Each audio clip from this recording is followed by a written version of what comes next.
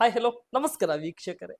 ಇಂದು ಕಿತ್ತೂರು ಕರ್ನಾಟಕ ಭಾಗದಲ್ಲಿ news 43 India ತಂಡ ಇನ್ ಸರ್ವೆದಿಂದ ಮುಂಬರ್ತಾ ಇರುವಂತಹ ಸ್ಥಳೀಯ ಸಂಸ್ಥೆ ಚುನಾವಣೆ ವಿಷಯಗಳ ಬಗ್ಗೆ ಆಗಿರಲಿ, 2028-29 ಚುನಾವಣಾ ಪೂರ್ವಭಾವಿ ಗ್ರೌಂಡ್ ರಿಪೋರ್ಟಿಂಗ್ ನಲ್ಲಿ ಇಂದು ಕಿತ್ತೂರು ಕರ್ನಾಟಕ ಭಾಗದಲ್ಲಿ ಅತಿ ದೊಡ್ಡ ಜಿಲ್ಲೆಯಾಗಿರ್ತಕ್ಕಂಥದ್ದು ಮತ್ತು 18 ವಿಧಾನಸಭಾ ಕ್ಷೇತ್ರ ಹೊಂದಿರತಕ್ಕಂಥದ್ದು, 2 ಲೋಕಸಭಾ ಕ್ಷೇತ್ರ ಹೊಂದಿರತಕ್ಕಂಥ ಜಿಲ್ಲೆಯಲ್ಲಿ ಇಂದು ನ್ಯೂಸ್ 43 ಇಂಡಿಯಾ ತಂಡ ಮತ್ತೆ ಇನ್ ಸರ್ವೆದಿಂದ ಭೇಟಿ ಮಾಡಲಾಗಿದೆ. ಭೇಟಿ ಮಾಡಿರ್ತಕ್ಕಂಥ ವಿಶೇಷತೆ, ಭೇಟಿ ಮಾಡಿರ್ತಕ್ಕಂಥ ಮೂಲ ಅಜೆಂಡಾ, ಕರ್ನಾಟಕ ರಾಜ್ಯದ 2ನೇಯ ಮುಖ್ಯಮಂತ್ರಿಯಾಗಿ ಈ 5 ವರ್ಷ ಅವಧಿಯಲ್ಲಿ 2ನೇಯ ಮುಖ್ಯಮಂತ್ರಿಯಾಗಿ ಡಿ.ಕೆ. ಶಿವಕುಮಾರ್ ಅವರ ನಾಯಕತ್ವದಲ್ಲಿ ಮುಂದುವರಿತಾ ಇರುವಂತಹ 3ನೇ ವರ್ಷದ ಪಾದಾರ್ಪಣೆ ಮುಗಿಸ್ಕೊಂಡ್ಬಿಟ್ಟು 4ನೇ ವರ್ಷ ಕಾಲಿಟ್ಟಿರ್ತಕ್ಕಂಥ ಕಾಂಗ್ರೆಸ್ನ ರಾಜ್ಯ ಸರ್ಕಾರಗಳನ್ನು ಹಳಬರಿಗೆ ಹೊಸಬರಿಗೆ ಸಚಿವ ಸ್ಥಾನ ನೀಡಿರ್ತಕ್ಕಂಥ ಡಿ.ಕೆ. ಶಿವಕುಮಾರ್ ಅವರ ಕ್ಯಾಬಿನೆಟ್ ದರ್ಜೆಯಲ್ಲಿ ಮತ್ತು ಹಿಂದಿನ ದಿನಮಾನದಲ್ಲಿ ಆಗಿರ್ತಕ್ಕಂಥ ನೂತನವಾಗಿ ಪದಾಧಿಕಾರಿಗಳ ವಿಷಯದಲ್ಲಿ ಮತ್ತು ಪಕ್ಷ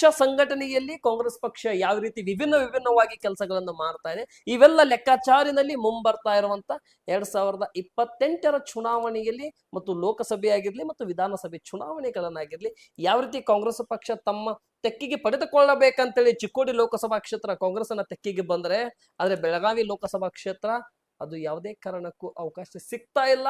ಈ ಬಾರಿ ಲಕ್ಷ್ಮೀ ಹೆಬ್ಬಾಳ್ಕರ್ ಪುತ್ರ ಮುರ್ನಾಳ್ ಹೆಬ್ಬಾಳ್ಕರ್ ಕೊಟ್ಟರು ಕೂಡ ಅಸಾಧ್ಯವಾಯಿತು. ವಲಸೆಯಿಂದ ಬಂದಿರತಕ್ಕಂತ ಜಗದೀಶ್ ಶೆಟ್ಟರ್ ಅನ್ನು ಈ ಬೆಳಗಾವಿ ಕ್ಷೇತ್ರ ಜನವನ್ನು ಕೈ ಪಡೆದುಕೊಂಡ್ರು. ಆದ್ರೆ ಮೂಲತದಿಂದ ಹುಟ್ಟಿ ಬೆಳೆದಿರ್ತಕ್ಕಂಥ ವ್ಯಕ್ತಿಯರಿಗೆ ಯಾಕೆ ಅವಕಾಶ ಸಿಗ್ತಾ ಇಲ್ಲ? ಮುಂದೆ ಆ ಚಾಣಕ್ಯನ ಜೊತೆಯಲ್ಲಿ ಬೆಳಗಾವಿ ಚಾಣಕ್ಯ ಮತ್ತು ಕನಕಪುರ ಬಂಡೆಯ ಚಾಣಕ್ಯ ಇಬ್ಬರು ಚಾಣಕ್ಯತೆಯಲ್ಲಿ ಯಾವ ರೀತಿ ಪಕ್ಷ ಸಂಘಟನೆ ಬಲಪಡಿಸ್ಕೋಬಹುದು, ಯುವ ಕಾಂಗ್ರೆಸ್ನಿಂದ ಬಂದಿರತಕ್ಕಂತ ಬಿ.ಕೆ. ಹರಿಪ್ರಸಾದ್ ಅವರನ್ನ ರಾಜ್ಯಾಧ್ಯಕ್ಷರನ್ನಾಗಿ ನೇಮಕ ಮಾಡಿದ್ದಾರೆ. ಜಿಲ್ಲಾ ಅಧ್ಯಕ್ಷಗಳು ಅವರ ಸಂಘಟನೆಯಲ್ಲಿ ಅವರ ಪಡೆಯಲ್ಲಿ ಯಾವ ರೀತಿ ಕೆಲಸ ಮಾಡ್ತಾರೆ ಅನ್ನೋ ವಿಷಯಗಳಲ್ಲಿ ನ್ಯೂಸ್ 43 ಇಂಡಿಯಾ ತಂಡ ಮತ್ತೆ ಇನ್ ಸರ್ವೆದಿಂದ ಗ್ರೌಂಡ್ ರಿಯಾಲಿಟಿ ವರ್ಕ್ ನಲ್ಲಿ ನಡೆಸ್ತಾ ಇದೆ. ಅಂತದೇ ಒಂದು ಕ್ಷೇತ್ರದಲ್ಲಿ ಬೆಳಗಾವಿ ಜಿಲ್ಲಾ ಗ್ರಾಮೀಣ ಘಟಕದ ಮಹಿಳಾ ಕಾಂಗ್ರೆಸ್ ಅಧ್ಯಕ್ಷರವಾಗಿ ಕಾರ್ಯನಿರ್ವಹಿಸಿದಂತ ಶ್ರೀಮತಿ ಅಶ್ವಿನಿ ಬೆಳವಾಡಿ ಅವರು ನಮ್ಮ ಜೊತೆ ಇದ್ದಾರೆ. ಬನ್ನಿ ವೀಕ್ಷಕರೇ, ಅವ್ರ ಜೊತೆ ಮಾತನಾಡೋಣ. ನೂತನ ಅಧ್ಯಕ್ಷರ ಜೊತೆ, ನೂತನ ಸರ್ಕಾರ ಜೊತೆ, ಮಾಜಿ ಅಧ್ಯಕ್ಷರ ಜೊತೆ, ಹಾಲಿ ಮುಖ್ಯಮಂತ್ರಿಯವರ ಜೊತೆ ಮತ್ತು ಹಾಲಿ ರಿಟರ್ನ್ 2ನೇ ಬಾರಿಗೆ ಸಚಿವರಾಗಿರ್ತಕ್ಕಂಥ ಜೊತೆ ಯಾವ ರೀತಿ ಕೈಬಲವನ್ನು ಪಡಿಸ್ಕೊಂಡು ಯಾವ ರೀತಿ ಕೆಲಸವನ್ನು ಮಾಡಬಹುದು, ಮುಂದೆ ಸರ್ಕಾರ ಜೊತೆಯಲ್ಲಿ 2028ಕ್ಕೆ ತಮ್ಮ ಕಹಳೆ, ಲೋಕಸಭಾ ಕ್ಷೇತ್ರದಲ್ಲಿ 29ಕ್ಕೆ ಯಾವ ರೀತಿ ಬದಲಾವಣೆ ತರಬಹುದು ಅನ್ನೋ ವಿಷಯಗಳನ್ನು ಅವ್ರ ಜೊತೆ ಚರ್ಚೆ ಮಾಡೋಣ. ಈ ಸಂದರ್ಶನ ಜೊತೆಯನ್ನು ಪ್ರಾರಂಭ ಮಾಡ್ಕೊಳ್ಳೋಣ. ನಮಸ್ಕಾರ ಮೇಡಮ್. ನಮಸ್ತೆ ಸರ್. ಚೆನ್ನಾಗಿದ್ದೀರಾ ಮೇಡಮ್? ಆರಾಮ್ ನೋಡ್ರಿ. ಅಶ್ವಿನಿ ಬೆಳವಡಿ ಮೇಡಮ್ ಅವರೇ, ಎಲ್ಲಾ ನಾವು ಕೂಡ ಸುಭದ್ರವಾಗಿ ಸುಖ ಶಾಂತಿಯಿಂದ ನೆಮ್ಮದಿಯಿಂದ ಇದ್ದೀವಿ. ಆದ್ರೆ ನನ್ನ ಮೊದಲನೇ ಪ್ರಶ್ನೆ, ಇಷ್ಟು ಚಿಕ್ಕ ಕಿರಿಯ ವಯಸ್ಸಿನಲ್ಲಿ ಕೂಡ ತಾವು 18 ವಿಧಾನಸಭಾ ಕ್ಷೇತ್ರ ಹೊಂದಿರತಕ್ಕಂತ 2 ಲೋಕಸಭಾ ಕ್ಷೇತ್ರ, ಈ ದೊಡ್ಡ ಜಿಲ್ಲೆ, ಒಂದ್ ಸೆಕೆಂಡ್ ಮೇಡಮ್, ದೊಡ್ಡ ಜಿಲ್ಲೆ ಮತ್ತು ತಾವು ಕೂಡ ಗ್ರಾಮೀಣ ಭಾಗದಿಂದ ಜಿಲ್ಲಾ ಅಧ್ಯಕ್ಷರಾಗಿರಿ. ಹೇಗೆ ಮೇಡಮ್, ಇದರಲ್ಲಿ ಯಾವ ರೀತಿ ಯಾವ ಕ್ಷೇತ್ರಕ್ಕೆ ನೀವು ಜಿಲ್ಲಾ ಅಧ್ಯಕ್ಷರು? ಸರ್, ನಾನು ಚಿಕ್ಕೋಡಿ ಜಿಲ್ಲಾ ಕೂಡ ಪ್ರತ್ಯೇಕವಾಗೈತಿ. ಬೆಳಗಾಂ ಜಿಲ್ಲಾ ನನಗೆ 8 ತಾಲೂಕುಗಳು ಬರ್ತಾವು, 16 ಬ್ಲಾಕ್ಗಳು ಬರ್ತಾವ. ನಮ್ಮ ಕಿತ್ತೂರ್ ಆಗಿರ್ಬಹುದು, ಸೌದತ್ತಿ, ಆಮೇಲೆ ಅರಬಾವಿ, ಗೋಕಾಕ್, ರಾಮದುರ್ಗ, ಈ ರೀತಿ ನಾನು ಎಲ್ಲ ಕ್ಷೇತ್ರಗಳು ಬರ್ತಾವ. 8 ಮತಕ್ಷೇತ್ರಗಳು, 16 ಬ್ಲಾಕ್. 8 ವಿಧಾನಸಭಾ ಕ್ಷೇತ್ರದಲ್ಲಿ ಮೊದಲಿಗೆ ಅಖಂಡ ಜಿಲ್ಲೆಗಿತ್ತು. ಈಗ ಚಿಕ್ಕೋಡಿ ಮತ್ತು ಬೆಳಗಾವಿ ಪ್ರತ್ಯೇಕವಾಗಿ ಆಗಿದ್ದಾವೆ. ಆದ್ರೂ ಕೂಡ ಜನರಿಗೆ ಕನ್ಫ್ಯೂಸ್ ಇರೋದು ಅಖಂಡ ಜಿಲ್ಲೆನೆ, ಬೆಳಗಾವಿ ಬೆಳಗಾವಿ ಅಖಂಡ ಜಿಲ್ಲೆನೆ. ಅಖಂಡವಾಗಿ ನಾವು ರಾಜಕಾರಣ ದೃಷ್ಟಿಯಿಂದನೂ ಬೆಳಗಾವಿ ಜಿಲ್ಲೆ ಅಖಂಡ ಇದ್ರಲ್ಲೇ ನಾವು ನೋಡ್ಕೊಂಡು ಬಂದಿದ್ದೀವಿ. ಬಟ್ ಸಂಘಟನಾ ಬಹಳ ದೊಡ್ಡ ಜಿಲ್ಲೆ ಆದ ಕಾರಣ ನಾವು ಪಕ್ಷ ಸಂಘಟನೆ ಆಗ್ಬೇಕಂತೇಳಿ ಇಲ್ಲಿ ಬೆಳಗಾವಿ ಜಿಲ್ಲಾ ಗ್ರಾಮೀಣ ಒಂದ್ ಕೊಟ್ಟಾರ, ಸಿಟಿ ಒಂದ್ ಕೊಟ್ಟಾರ. ಚಿಕ್ಕೋಡಿ ಜಿಲ್ಲೆಗೆ ಒಂದ್ ಮಾತ್ರ ಸಂಘಟನೆ. 3 ಅಧ್ಯಕ್ಷರಿದ್ದಾರೆ. ಹೌದೌದು. ಒಂದು ಚಿಕ್ಕೋಡಿಗೆ ಗ್ರಾಮೀಣ ಸಿಟಿ ಸೇರಿಸಿ ಒಂದು ಅಧ್ಯಕ್ಷರು, ಬೆಳಗಾವಿಗೆ ಶಹರ ಮತ್ತು ಗ್ರಾಮೀಣ ಮತ್ತು ಬೇರೆ ಬೇರೆ ಅಧ್ಯಕ್ಷರು ಕೊಟ್ಟಿದ್ದಾರೆ. ನಿಮ್ಗೆ 16 ಬೂತ್ಗಳನ್ನು ಕೂಡ ಬರ್ತವೆ. ಇದರಲ್ಲಿ 16 ಬ್ಲಾಕ್ ಗಳನ್ನು ಬರ್ತವೆ, 8 ವಿಧಾನಸಭಾ ಕ್ಷೇತ್ರಗಳು ಕೂಡ ಬರ್ತವೆ. ಮೇಡಮ್, ತಾವು ಈ ರಾಜಕಾರಣದಲ್ಲಿ ಬರೋದಕ್ಕಿಂತ ಮುಂಚೆ ತಾವು ತಮ್ಮನ್ನ ಯಾವ ಕಾರ್ಯಕರ್ತರಾಗಿ ಗುರುತಿಸ್ಕೊಂಡಿದ್ರಿ? ಎಷ್ಟು ವರ್ಷದಿಂದ ರಾಜಕಾರಣಕ್ಕೆ ತಾವು ಬಂದ್ರಿ? ಈ ಹುದ್ದೆಯನ್ನು ಪಡೆದುಕೊಳ್ಳಲಿಕ್ಕೆ ನಿಮಗೆ ಸಿಕ್ಕಿರ್ತಕ್ಕಂಥ ಅವಕಾಶ ಮತ್ತು ನಿಮ್ಮ ಒಂದು ಜಾಣತನ ಅನ್ನೋದಕ್ಕಿಂತ ಸಂಘಟನೆಯ ಜಾಣತನ ಯಾವ ರೀತಿ ಗುರುತಿಸ್ಕೊಂಡ್ರಿ? ಸರ್, ನಾವು ಮೊದಲಿದ್ದಾಗ ಹೇಳ್ಬೇಕಂತಂದ್ರೆ ನಮ್ಮ ಮುತ್ತಜ್ಜ ಮಾಜಿ ವಿಧಾನ ಪರಿಷತ್ ಸದಸ್ಯರು ಮತ್ತು ಸ್ವತಂತ್ರ ಹೋರಾಟಗಾರರು ಗವಿಸಿದ್ದಪ್ಪ ಬೆಳವಡಿ ಅಂತ ಹೇಳಿ ಒಂದು ಬೆಳಗಾಂ ಜಿಲ್ಲೆ ಅಷ್ಟೇ ಅಲ್ಲ, ಉತ್ತರ ಕರ್ನಾಟಕದಲ್ಲಿ ದಕ್ಷಿಣ ಕರ್ನಾಟಕದ ಗಾಂಧಿ ಅಂತ ಹೇಳಿ ಆ ಟೈಮ್ನಾಗ ಕೊಲ್ಲೂರು ಮಲ್ಲಪ್ಪನವ್ರಿಗೆ ಕರಿತಿದ್ರು. Yes, ಉತ್ತರ yes. ಕರ್ನಾಟಕದ ಗಾಂಧಿ ಅಂತ ಹೇಳಿ ನಮ್ಮ ತಾತ ನನ್ನ ಮುತ್ತಜ್ಜ ಗವಿಸಿದ್ದಪ್ಪ ಬೆಳವಡಿ ಅವ್ರಿಗೆ ಕರಿತಿದ್ರು. ಆ ಟೈಮ್ನಲ್ಲಿ ದೊಡ್ಡ ಮಟ್ಟದ ಒಬ್ಬ ನಾಯಕರು, ರಾಜಕಾರಣಿ ಅನ್ನೋದಕ್ಕಿಂತ ದೊಡ್ಡ ಮಟ್ಟದ ನಾಯಕರು, ನಾಯಕ, yes. ಸ್ವತಂತ್ರ ಹೋರಾಟಗಾರರು. ನಾವು ನಮ್ಮ ಮನೆತನ ಯಾವುದೇ ರೀತಿಯಿಂದ ರಾಜಕೀಯ ಅಪೇಕ್ಷೆ ಪಟ್ಟಿದಂತ ಮನೆತನ ಅಲ್ಲ.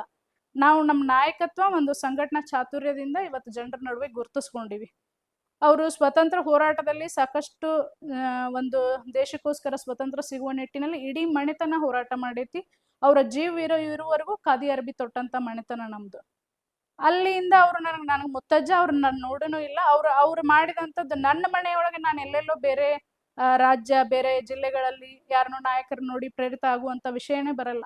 ನಮ್ಮ ಹಿರಿಯರು ಏನ್ ಮಾಡ್ಯಾರಲ್ಲ ಅದನ್ನ ನಮ್ಮ ಮನೆಯೊಳಗೆ ನಮ್ಗೆ ಆ ಮಾತುಗಳು, ಆ ಪ್ರೇರಣೆಗಳು, ಸ್ಫೂರ್ತಿ ಸಿಕ್ಕಾಗ ಬಹಳ ನನಗೆ ಅದ್ಭುತವಾದ ಒಂದು ಸ್ಫೂರ್ತಿ ಸಿಕ್ತಂತ ಹೇಳಕ್ ಇಷ್ಟಪಡ್ತೀನಿ.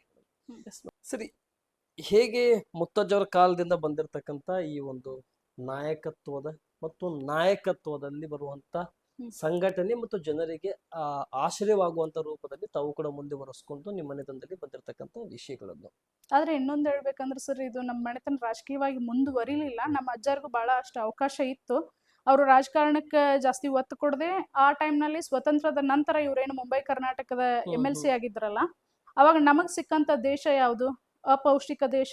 ನಮಗೆ ಶಿಕ್ಷಣ ಇರಲಿಲ್ಲ ಅಂತ ಟೈಮ್ನಾಗ ಅವ್ರು ನೋಡಿದ್ದು ಇರುವಂತ ದೇಶದಲ್ಲೇ ನಮಗ್ ಶಿಕ್ಷಣ ಇಲ್ಲ, ಅಪೌಷ್ಟಿಕತೆ ಐತಿ, ಆಮೇಲೆ ವ್ಯವಸ್ಥೆ ಸರಿಯಾಗಿಲ್ಲ ಅಂದಾಗ ಇವ್ರೇನ್ ಮಾಡಿದ್ರು ಅಜ್ಜಾರು, ನಮ್ಮ ಹಿಂದುಳಿದ ವರ್ಗದ ವಿದ್ಯಾರ್ಥಿಗಳಿಗೆ ಶಿಕ್ಷಣ ಸಿಗಬೇಕು, ನಾವಿನ್ನೂ ಇಲ್ಲಿವರೆಗೂ ಒಂದು ದೇಶಕ್ಕೆ ಸ್ವತಂತ್ರ ಸಿಕ್ಕರು ಮಕ್ಕಳಿಗೆ ಶಿಕ್ಷಣ ಇಲ್ಲ ಅನ್ನೋದ್ರೊಳಗ ಶಿಕ್ಷಣಕ್ಕೆ ಒತ್ತು ಕೊಟ್ರು.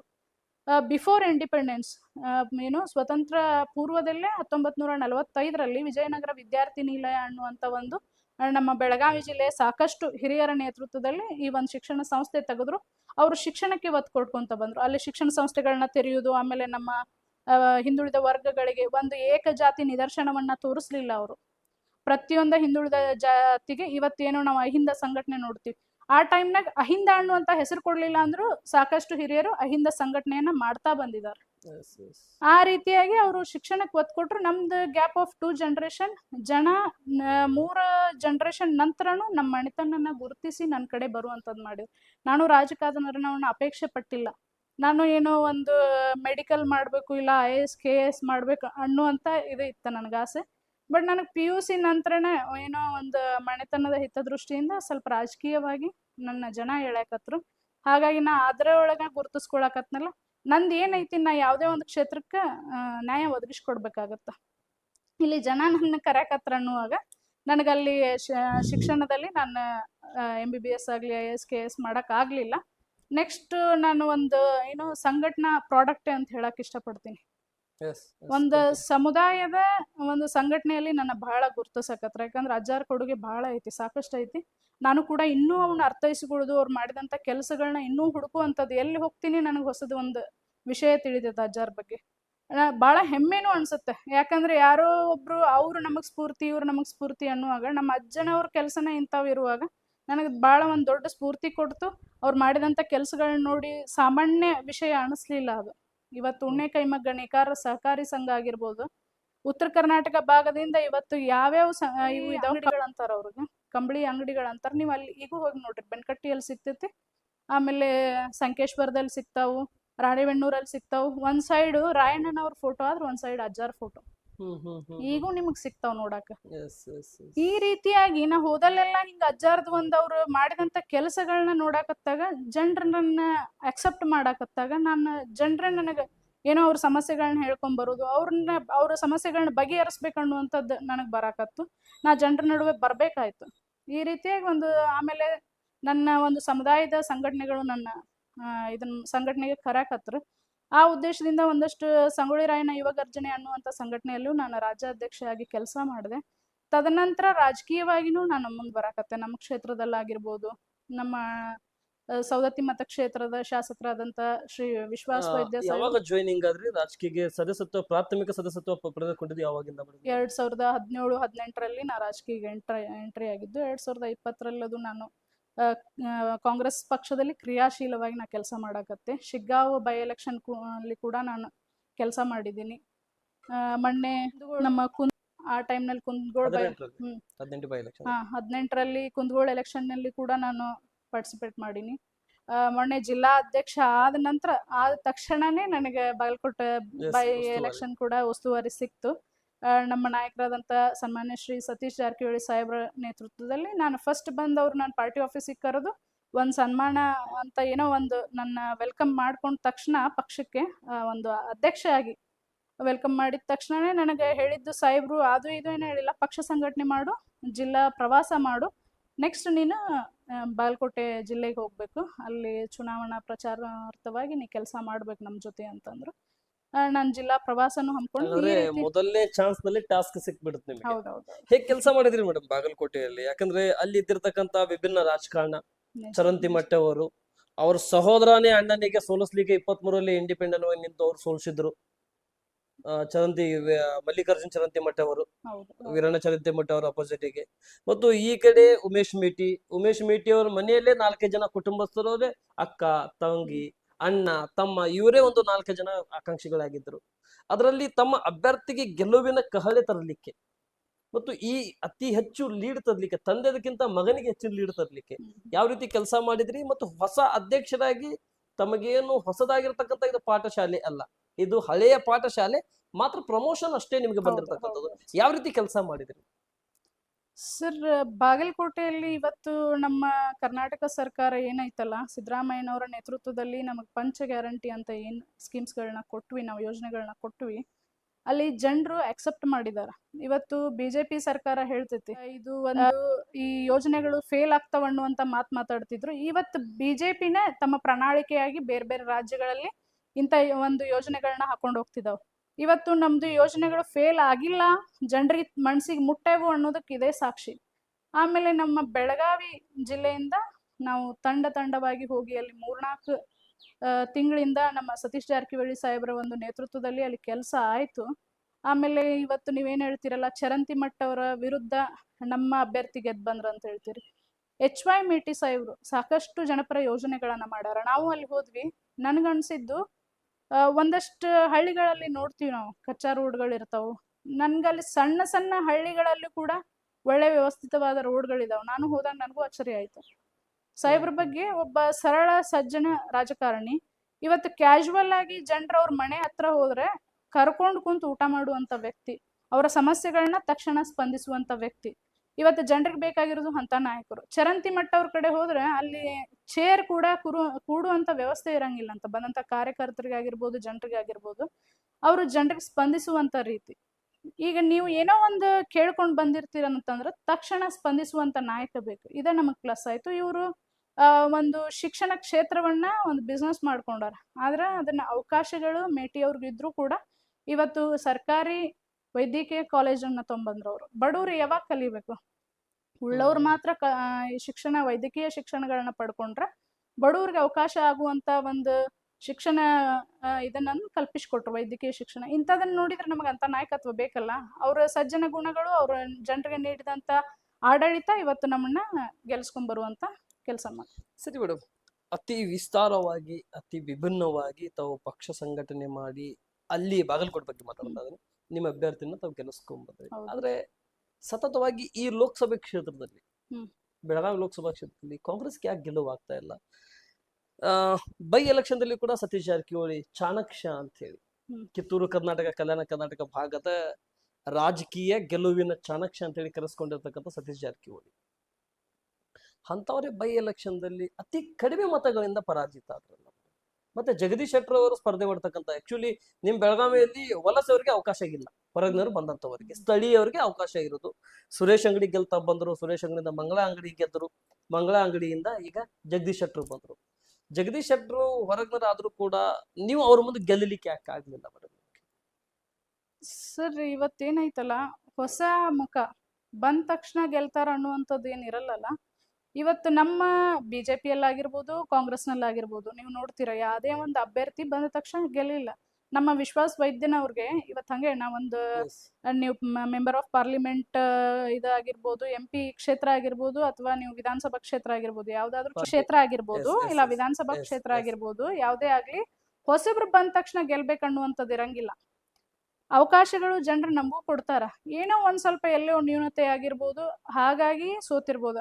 ಹಂಗಂದ ತಕ್ಷಣ ಇಲ್ಲಿ ಸತೀಶ್ ಜಾರಕಿಹೊಳಿ ಸಾಹೇಬ್ರು ಚಾಣಾಕ್ಷರು, ಅದಕ್ಕೋಸ್ಕರ ಕ್ಷೇತ್ರ ಯಾಕೆ ಇದನ್ನ ಸತೀಶ್ ಜಾರಕಿಹೊಳಿ ಸಾಹೇಬ್ರಿಗೂ ಒಂದೊಂದ್ಸಾರಿ ಸೋಲು ಇರುತ್ತೆ, ಒಂದೊಂದ್ಸತಿ ಗೆಲುವು ಇರುತ್ತೆ. ನಾವ್ ಯಾವ ರೀತಿ ಕೆಲಸ ಮಾಡ್ತೀವಿ ಅನ್ನೋದ್ರ ಮೇಲೂ ನಿರ್ಧಾರ. ಇವತ್ತು ನಮ್ಮ ಯೋಜನೆಗಳು ನಮ್ ಕೈ ಹಿಡ್ಯಾಕತ್ತಾವು. ಅದೇ ರೀತಿಯಾಗಿ ಈಗ ಮುಂದಿನ ದಿನಮಾನಗಳಲ್ಲಿ ಬರುವಂತ ನಮ್ಮ MP ಚುನಾವಣೆಯಲ್ಲಿ ಗ್ಯಾರಂಟಿ ನಮ್ಮ ಬೆಳಗಾವಿ ಕ್ಷೇತ್ರನೂ ನಾವು ಗೆಲ್ಸ್ಕೊಂಡ್ ಬರುವಂತ ಕೆಲಸ ನಾವು ಮಾಡ್ತೀವಿ. ಸರಿ ಮೇಡಮ್, ನಾನೀಗ ನಿಮ್ ಕಡೆ ಬರ್ತೇನೆ. ಹುದ್ದೆಯನ್ನು ಅಲಂಕಾರ ಮಾಡ್ಕೊಂಡ್ರಿ, ಸ್ವೀಕಾರ ಮಾಡ್ಕೊಂಡ್ರಿ, ನಾಯಕರು ನಿಮಗೆ ಅವಾಗ ಕಾರ್ಯಕರ್ತರಾಗಿ ಗುರುತಿಸೋರು ಈಗ ಜಿಲ್ಲೆಯ ಅಧ್ಯಕ್ಷ ಅಂತೇಳಿ ನಿಮ್ಮನ್ನ ಗುರುತಿಸ್ತಾರೆ.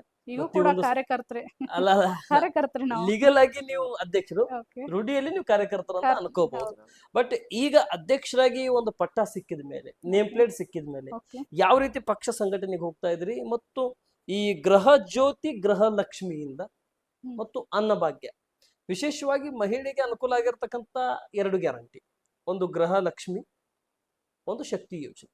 ಈ 2 ಗ್ಯಾರಂಟಿ ಕುಟುಂಬಕ್ಕೆ ಅನುಕೂಲ ಆಗಿರ್ತಕ್ಕಂಥದ್ದು ಗೃಹ ಜ್ಯೋತಿ, ಅನ್ನಭಾಗ್ಯ. ಯುವಕರಿಗೆ ಅನುಕೂಲ ಆಗಿರ್ತಕ್ಕಂಥದ್ದು ಯುವ ನಿಧಿಯ ಸ್ಕೈ ಫಂಡ್. ಈ 5 ಗ್ಯಾರಂಟಿಯಲ್ಲಿ ತಾವು ವಿಶೇಷವಾಗಿ ಮಹಿಳಾ ಅಧ್ಯಕ್ಷರಾಗಿ ಜನರು ಯಾವ ರೀತಿ ಈ ಗ್ಯಾರಂಟಿಯಿಂದ ಒಲವು ತೋರಿಸ್ತಾ ಇದ್ದಾರೆ ಅಥವಾ ಗ್ಯಾರಂಟಿಯಿಂದ ಹಿಂದೇಟಾಗ್ತಾ ಇದ್ದಾರೆ? ಸರ್, ಗ್ಯಾರಂಟಿಯಿಂದ ಹಿಂದೇಟಾಗ್ತಾ ಇದ್ದಾರೆ ಅಂತ ಯಾರೋ ಜನರು ಬಂದು ಯಾವತ್ತು ಹೇಳೋದನ್ನ ಕೇಳಿರಿ ನೀವು? ಯಾವುದೇ ಒಂದು ಹೆಣ್ಮಗಳ ಹತ್ರ ನೀವು ಹೋದ್ರೆ ಗ್ಯಾರಂಟಿ ಯೋಜನೆ ಬಗ್ಗೆ ಕೊಂಡಾಡ್ತಾಳ. ಇವತ್ತು ಎಷ್ಟೋ ಒಂದು ಮಹಿಳೆಯರು ಗ್ಯಾರಂಟಿ ಯೋಜನೆಯಿಂದ ಇದೇನು ನಮ್ದು ಒಂದು ಈ ಯೋಜನೆಗಳಿಂದ ಸಾಕಷ್ಟು ಜನ ಈ 2,000 ರೂಪಾಯಿ ಏನ್ ಬರುತ್ತಲ್ಲ ಅದನ್ನ ಪ್ರತಿ ತಿಂಗಳು ಕೂಡಿಟ್ಟು ತಮ್ಮ ಮನೆತನಕ್ಕೆ ಬೇಕಾದಂತ ಒಂದು ಎಲೆಕ್ಟ್ರಾನಿಕ್ ಗ್ಯಾಜೆಟ್ಸ್ ಆಗಿರ್ಬೋದು, ಆಮೇಲೆ ಅವ್ರಿಗೆ ಏನು ಒಂದು ವ್ಯವಸ್ಥೆ ಇರಲ್ಲಲ್ಲ, ಆ ವ್ಯವಸ್ಥೆಯನ್ನ ಮನೆಗೆ ಕಟ್ಟುವಂತ ಕೆಲಸ ಮಾಡ್ಯಾರ. ಆಮೇಲೆ ಶಿಕ್ಷಣ ಬೇಕಾದಂತ ಒಂದು ವಿದ್ಯಾರ್ಥಿಗಳಿಗೆ, ಬಡತನದಲ್ಲಿರುವ ವಿದ್ಯಾರ್ಥಿನಿಯರಿಗೆ ಇದೇ ಒಂದು ನಮ್ಗ 2,000 ರೂಪಾಯಿ ಫಂಡ್ ಏನೈತಲ್ಲ, ಇದರಿಂದ ಅವ್ರಿಗೆ ಬಹಳ ಅನುಕೂಲ ಆಗೈತೆ. ಅದನ್ನೆಲ್ಲ ಇವತ್ತು ನೀವು ನೋಡ್ತಾ ಇರ್ಬೋದು, ಎಷ್ಟೋ ಜನ ಉದಾಹರಣೆಗಳಾಗಿದಾವ್ರು. ಹಾಗಾಗಿ ಇದನ್ನ ಯಾರು ಕೊಂಡಾಡ್ತಾರ ಅನ್ನೋಕ್ಕಿಂತ ಯಾರು ಇದನ್ನ ಅಲ್ಲಗಳೆಯುವಂತ ಮಾತಿಲ್ಲ. ವಿರೋಧ ಪಕ್ಷ ಮಾತ್ರ ಅಲ್ಲಗಳೆದಿರ್ಬೇಕು. ಜನರಂತೂ ಇದನ್ನ ಅಕ್ಸೆಪ್ಟ್ ಮಾಡ್ಯಾರ. ಇದರಿಂದ ಸಾಕಷ್ಟು ಜನಕ್ಕೆ ಅನುಕೂಲಗಳಾಗ್ಯಾವು. ಅನುಕೂಲ ಆಗಿಲ್ಲ ಅನ್ನುವಂಗಿಲ್ಲ. ಇವತ್ತು ನೀವು ಇನ್ನೊಂದು ವಿಷಯ ತಿಳ್ಕೊಬೇಕು. ಡೆವಲಪಿಂಗ್ ಕಂಟ್ರೀಸ್ ಅಂತ ಇರ್ತಾವ. ನಾವು ಇದನ್ನ ಹೈಸ್ಕೂಲ್ ಲೆವೆಲ್ಗೆ ಹಾಗೂ ನಾವು ಕಾಲೇಜ್ ಲೆವೆಲ್ಗೆ ಮಾತಾಡ್ತೀವಿ, ಕಲಿತಿರ್ತೀವಿ. ಅದನ್ನ ಕಲಿತು ಬಂದಂತವ್ರು ಈಗ ಯಾಕೆ ಇಂಥ ಯೋಜನೆಗಳನ್ನ ವಿರೋಧ ಮಾಡ್ತಾರೋ ನನಗೆ ಗೊತ್ತಿಲ್ಲ. ಯಾಕಂದ್ರೆ ವಿರೋಧ ಮಾಡಬಾರ್ದು. ಸರ್ಕಾರ ಇರೋದೇ ಜನರಿಗೋಸ್ಕರ ನಾವು ಸರ್ಕಾರದವರು ಜನರಿಗೆ ಕೆಲಸ ಮಾಡಕತ್ತೀವಿ ಅಂದ್ರೆ ಯಾಕೆ ವಿರೋಧ ಮಾಡ್ಬೇಕು? ಇವತ್ತು ವಿರೋಧ ಮಾಡೋರು ಇವ್ರು ಯಾಕೆ ಬೇರೆ ರಾಜ್ಯಗಳಲ್ಲಿ ಇದನ್ನ ಇಂಪ್ಲಿಮೆಂಟ್ ಮಾಡಕ್ ಹೊಂಟಾರ? ನಿಜ ಅಲ್ವಾ? ಇದನ್ನ ಏನೈತಿ, ಇಂಥ ಒಂದು ಕಾರ್ಯಗಳಾಗ್ಬೇಕು. ಜನರಿಗೋಸ್ಕರ ನಾವು ಸೇವೆ ಮಾಡ್ಬೇಕು. ನಾವೇನೇನಿದೆ ಎಲ್ಲಾನು ಇದ್ಕೊಂಡು, ಸರ್ಕಾರ ಇದ್ಕೊಂಡು ನಾವು ಜನರಿಗೆ ಮಾಡುವಂತ ಮನ್ಸಿರ್ಲಿಲ್ಲ ಅಂತ ಇದನ್ನ ಸಿದ್ದರಾಮಯ್ಯ ಸಾಹೇಬ್ರು ಯಾಕೆ ಮಾಡ್ಯಾರ ಅಂತಂದ್ರ, ಅವರು ಕಷ್ಟ ನೋವನ್ನ ಅನುಭವಿಸಿ ಬಂದಂತ ನಾಯಕ. ಅನ್ನದ ಒಂದು ಇದು ಏನನ್ನೋದು ಅವ್ರಿಗೆ ಮಹತ್ವ ಗೊತ್ತೈತಿ. ನಮ್ಗೆ ಅಣ್ಣ ಸಿಕ್ತಿರ್ಲಿಲ್ಲ ಊಟ ಮಾಡಕಂತಾರ. ಇವತ್ತು ನಾವು ನಮ್ಮ ಅಜ್ಜಿನೆಲ್ಲ ಕೇಳ್ತಿರ್ತೀವಿ, ಅಣ್ಣ ಅಂತಂದ್ರೆ ಅವ್ರಿಗೇನೋ ಅಕ್ಕಿ ಅಂತಂದ್ರೆ ಯಾವಾಗ ಒಂದು ಒಕ್ಯಾಶನಲಿ ಅವ್ರು ಯೂಸ್ ಮಾಡ್ತಿದ್ರಂತ. ಮೊನ್ನೆ ಸಿದ್ದರಾಮಯ್ಯ ಸಾಹೇಬ್ರು ಏನು ಒಂದು ರಾಜೀನಾಮೆ ಕೊಟ್ರಲ್ಲ, ಎಷ್ಟೋ ಜನ ಇದನ್ನ ನಾವು ವೈಯಕ್ತಿಕವಾಗಿ ಪಕ್ಷದ ಒಂದು ಇದು ಹೊಂದಾಣಿಕೆ ಮಾಡ್ಕೊಂಡಿತ್ತು. ಪಕ್ಷ DK ಶಿವಕುಮಾರ್ ಸಾಹೇಬ್ರಿಗೂ ಇದನ್ನ ಕೊಡ್ಬೇಕಾಗಿತ್ತು, ಅವಕಾಶ ಕೊಡ್ಬೇಕಾಗಿತ್ತು. ಅದನ್ನ ಹೊರತುಪಡಿಸಿ ಸಿದ್ದರಾಮಯ್ಯ ಅವ್ರ ನೀಡಿದಂತ ಯೋಜನೆಗಳು ಜನರಿಗೆ ಯಾವ ರೀತಿ ಮುಟ್ಟ್ಯಾವ ಅಂತ ಹೇಳಾಕತ್ತೀನಿ. ನಮ್ಮ ಅಜ್ಜಿನೂ ಅನ್ನಭಾಗ್ಯ ಕೊಟ್ಟಾವ ನಮ್ ಸಾಹೇಬ ಅನ್ನುವಂತ ಮಾತನ್ನ ಒಂದ್ ಕಣ್ಣಾಗ ನೀರ್ ತೊಗೊಂಬಂದ್ರು. ಯಾಕೆ ಹೇಳಾಕತ್ತೀನಿ ಅಂದ್ರೆ, ಸಿದ್ದರಾಮಯ್ಯನವ್ರು ಆ ರೀತಿ ಒಬ್ಬ ನಾಯಕರಾಗಿ ಅವರು ಅಧಿಕಾರ ಸ್ವೀಕಾರ ಮಾಡಿದ ತಕ್ಷಣ ತಗೊಂಬಂದಿದ್ದೆ ಅನ್ನಭಾಗ್ಯ ಅಂತ ಯೋಜನೆಗಳು. ಅಂತ ಯೋಜನೆಗಳು ಯಾವುದೇ ಸರ್ಕಾರ ಆಗ್ಲಿ, ಅಪಾರ್ಟ್ ಫ್ರಮ್ ಇದು ಪಾರ್ಟಿ, ಎಲ್ಲಾ ಸರ್ಕಾರಗಳು ಇಂಥ ಯೋಜನೆಗಳನ್ನ ತಂದಾಗ ಮಾತ್ರ ದೇಶ ಸುಧಾರಣೆ ಆಗಕ್ ಸಾಧ್ಯ. ಫ್ರೀ ಎಜುಕೇಶನ್ ಆಗಿರ್ಬೋದು, ಫ್ರೀ ಮೆಡಿಕಲ್ ಆಗಿರ್ಬೋದು, ಫ್ರೀ ಟ್ರಾನ್ಸ್ಪೋರ್ಟ್ ಆಗಿರ್ಬೋದು, ಫ್ರೀ ಹೆಲ್ತ್ ಆಗಿರ್ಬೋದು, ಇಂಥ ಯೋಜನೆಗಳು, ಅನ್ನಭಾಗ್ಯದಂತ ಯೋಜನೆಗಳಾಗಿರ್ಬೇಕು, ಇವೆಲ್ಲ ಕೊಡ್ಬೇಕು ಸರ್, ಜನರಿಗೆ ನೀಡಬೇಕು ಸರ್ಕಾರ. ಈ ಪಕ್ಷ ಸಂಘಟನೆಯಲ್ಲಿ ಸಾಮಾನ್ಯ ಕಾರ್ಯಕರ್ತರಾಗಿ ಬಂದಾಗಿಂದ ಪದಾಧಿಕಾರಿ ಆದ್ಮೇಲೆ ಏನ್ ಅನ್ಕೊಂಡು ಬಂದಿದ್ರಿ, ಏನು ಮಾಡ್ಲಿಕ್ಕೆ ಹೊರಟ್ರಿ? ಸರ್, ನನ್ನ ಜನರು ರಾಜಕಾರಣಕ್ಕೆ ಕರ್ಕೊಂಡ್ ಬಂದಿದ್ದಂತ ಹೇಳಿದೆ. ಯಾವುದೇ ಅಪೇಕ್ಷೆಯನ್ನು ಇಟ್ಕೊಂಡು ಬಂದಂತದಲ್ಲ. ಬಟ್ ನಾವು ಒಂದೇನು ಜನರಿಗೆ ಸೇವೆ ನೀಡುವಂತ ಮನೆತನದಿಂದ ಬಂದಂತವ್ರು. ಹಾಗಾಗಿ ಅದೇನು ನನಗೆ ಏನು ರಕ್ತಗತವಾಗಿ ಬಂತು, ನನಗೆ ಯಾವ ರೀತಿಯಾಗಿ ಇದಾಯ್ತು, ಅವಕಾಶ ಸಿಕ್ತು ಅನ್ನುವಂಥದ್ದು ಗೊತ್ತಿಲ್ಲ ನನಗೆ. ಆದ್ರೂ ಕೂಡ ಇವತ್ತೇನೈತೆ, ಪಕ್ಷನ ಕೆಲಸ ಮಾಡುವಂಥದ್ದನ್ನ ನೋಡಿ ಇವತ್ತು ನನ್ನ ಜಿಲ್ಲಾ ಅಧ್ಯಕ್ಷೆಯಾಗಿ ನೇಮಕ ಮಾಡೈತಿ. It's a journey of 9-10 years ಇಂದ ನಾನು ಇದರಲ್ಲಿ ಇದ್ದೀನಿ. ಸಾಕಷ್ಟು ಯಾವುದೇ ಒಂದು ಅಪೇಕ್ಷೆ ಪಡೆದ ಕಾರ್ಯವನ್ನ ಮಾಡ್ಕೊಂಡು ಬಂದೀನಿ. ಕಾರ್ಯನಿರತವಾಗಿ ನಾನು ಏನೈತಿ ಸಾಕಷ್ಟು ಕೆಲಸಗಳನ್ನ ಮಾಡ್ಕೊಂಡು ಬಂದೀನಿ. ಇದನ್ನ ನಮ್ಮ ಪಕ್ಷದ ವರಿಷ್ಠರು ಗುರುತಿಸಿ ಜಿಲ್ಲಾಧ್ಯಕ್ಷ ಸ್ಥಾನ ಕೊಟ್ಟಾರ. ಅದು ನೀವು ಹೇಳಿದ್ರಿ, ಅತಿ ಕಿರಿಯ ವಯಸ್ಸಿನ ಮಹಿಳಾ ಕಾಂಗ್ರೆಸ್ Yes. ಅಧ್ಯಕ್ಷೆ ಅಂತ, ಅದು ಕೂಡ ನಿಜ. ಇವತ್ತು ಪಕ್ಷ ನನ್ನ ಬಹಳ ಒಂದೇನು ನಂಬಿಕೆ ಇಟ್ಟು ಕೊಟ್ಟೈತಿ. ಅದ್ರಾಗೂ ವಿಶೇಷವಾಗಿ ನಮ್ಮ ಸತೀಶ್ ಜಾರಕಿಹೊಳಿ ಸಾಹೇಬ್ರಾಗಿರ್ಬೋದು, ನಮ್ಮ ಲಕ್ಷ್ಮೀ ಹೆಬ್ಬಾಳ್ಕರ್ ಮೇಡಮ್ ಅವರಾಗಿರ್ಬೋದು, ಆಮೇಲೆ ನಮ್ಮ ಸೌಮ್ಯ ರೆಡ್ಡಿ ಮೇಡಮ್, ಮಹಿಳಾ ಕಾಂಗ್ರೆಸ್ನ ರಾಜ್ಯ ಅಧ್ಯಕ್ಷೆ Yes, ಸೌಮ್ಯ ರೆಡ್ಡಿ yes. ಮೇಡಮ್ ಆಗಿರ್ಬೋದು, ನಮ್ಮ ಮುಖ್ಯ ಕಾಂಗ್ರೆಸ್ನ ಅಧ್ಯಕ್ಷರಾದಂಥ ಶ್ರೀ ವಿನಯ್ ನಾವಲ್ಗಟ್ಟಿ ಸರ್ ಆಗಿರ್ಬೋದು, ಇವರೆಲ್ಲ ನನಗೆ ಪಕ್ಷದ ವರಿಷ್ಠರೆಲ್ಲ ಒಂದು ನಂಬಿಕೆ ಇಟ್ಟು ನನ್ನ ಮೇಲೆ ಒಂದು ಕಾಳಜಿಯನ್ನ ನಾ ಕೆಲಸ ಮಾಡ್ತೀನಿ. ಅಂದ್ರೆ ಒಬ್ಬ ಸಾಮಾನ್ಯ ಕಾರ್ಯಕರ್ತೆಗೂ, ಈಗ ಕೂಡ ಕಾರ್ಯಕರ್ತೇನೆ ನಾನು, ಜವಾಬ್ದಾರಿಗಳನ್ನ ಕೊಟ್ಕೊಂತ ಬರ್ತಾರೆ. ನಾವು ಯಾವ ರೀತಿ ಕೆಲಸ ಮಾಡ್ತೀವಲ್ಲ ಆ ರೀತಿ ನಮಗೆ ಜವಾಬ್ದಾರಿಗಳು ಹೆಚ್ಚಾಗ್ತಾವು. ಇವತ್ತು ಒಬ್ಬ ಯುವ ಅಧ್ಯಕ್ಷನು ಯೂತ್ ಕಾಂಗ್ರೆಸ್ ಅನ್ಲಿಲ್ಲ ಅಂದ್ರೂ ಕೂಡ ಮಹಿಳಾ ಕಾಂಗ್ರೆಸ್ ಅಲ್ಲಿ ಒಂದು ಇವತ್ತಿಗೆ ನನಗೆ ಇವತ್ತು ಕೊಟ್ಟಾರ ಅಂತಂದ್ರೆ ನಾವು ಅಂದ್ರೆ ಪ್ರತಿಯೊಂದು ಯುವ ಘಟಕದಿಂದ ಬಂದಂತವರು, ಹೌದು, ಮಹಿಳಾ ಹೌದು. ಯುವ ಘಟಕದಿಂದ. ಹೌದೌದು. Yes. ನನಗೆ ಅವಕಾಶ ಮಾಡಿಕೊಟ್ಟಾರಂದ್ರೆ ಇವತ್ತು ಪ್ರತಿಯೊಂದು ತಾಲೂಕಿಗೂ, ಪ್ರತಿಯೊಂದು ವಿಧಾನಸಭಾ ಕ್ಷೇತ್ರಕ್ಕೂ ಕೂಡ ನಾನು ವಿಸಿಟ್ ಮಾಡೀನಿ. ಪ್ರತಿಯೊಬ್ಬ MLA ಗಳಿಗೂ ಭೇಟಿಯಾಗೀನಿ. ಮಹಿಳಾ ಕಾಂಗ್ರೆಸ್ ಬಗ್ಗೆ ಚರ್ಚೆ ಮಾಡೀನಿ. ನಂದು ಅಧ್ಯಕ್ಷ ಆದ ತಕ್ಷಣ ಮಾಡಿದ್ದೆ ನಾ ಜಿಲ್ಲಾ ಪ್ರವಾಸ ಮತ್ತೆ ಬಾಗಲಕೋಟೆ ಚುನಾವಣೆ. ಇದರಲ್ಲಿ ನಾನು ಪ್ರಪ್ರಥಮವಾಗಿ ಪ್ರತಿಯೊಬ್ಬ ಶಾಸಕರಿಗೂ ನಾನು ರಿಕ್ವೆಸ್ಟ್ ಮಾಡ್ಕೊಂಡಿದ್ದೇನಂತಂದ್ರೆ, ಇವತ್ತು ಮಹಿಳೆಯರು ಏನು ಒಂದು ನೆಗ್ಲೆಕ್ಟ್ ಆಗ್ತಾರ. ಮಹಿಳಾ ನಾಯಕಿಯರು ಅಂತೆಲ್ಲ ಅವಕಾಶ ಎಲ್ಲಾ ಪಕ್ಷದಲ್ಲಿ ಕೊಡ್ತಾರ, ಮಹಿಳೆಯರನ್ನ ಕಡೆಗಣನೆ ಮಾಡ್ತಾರ.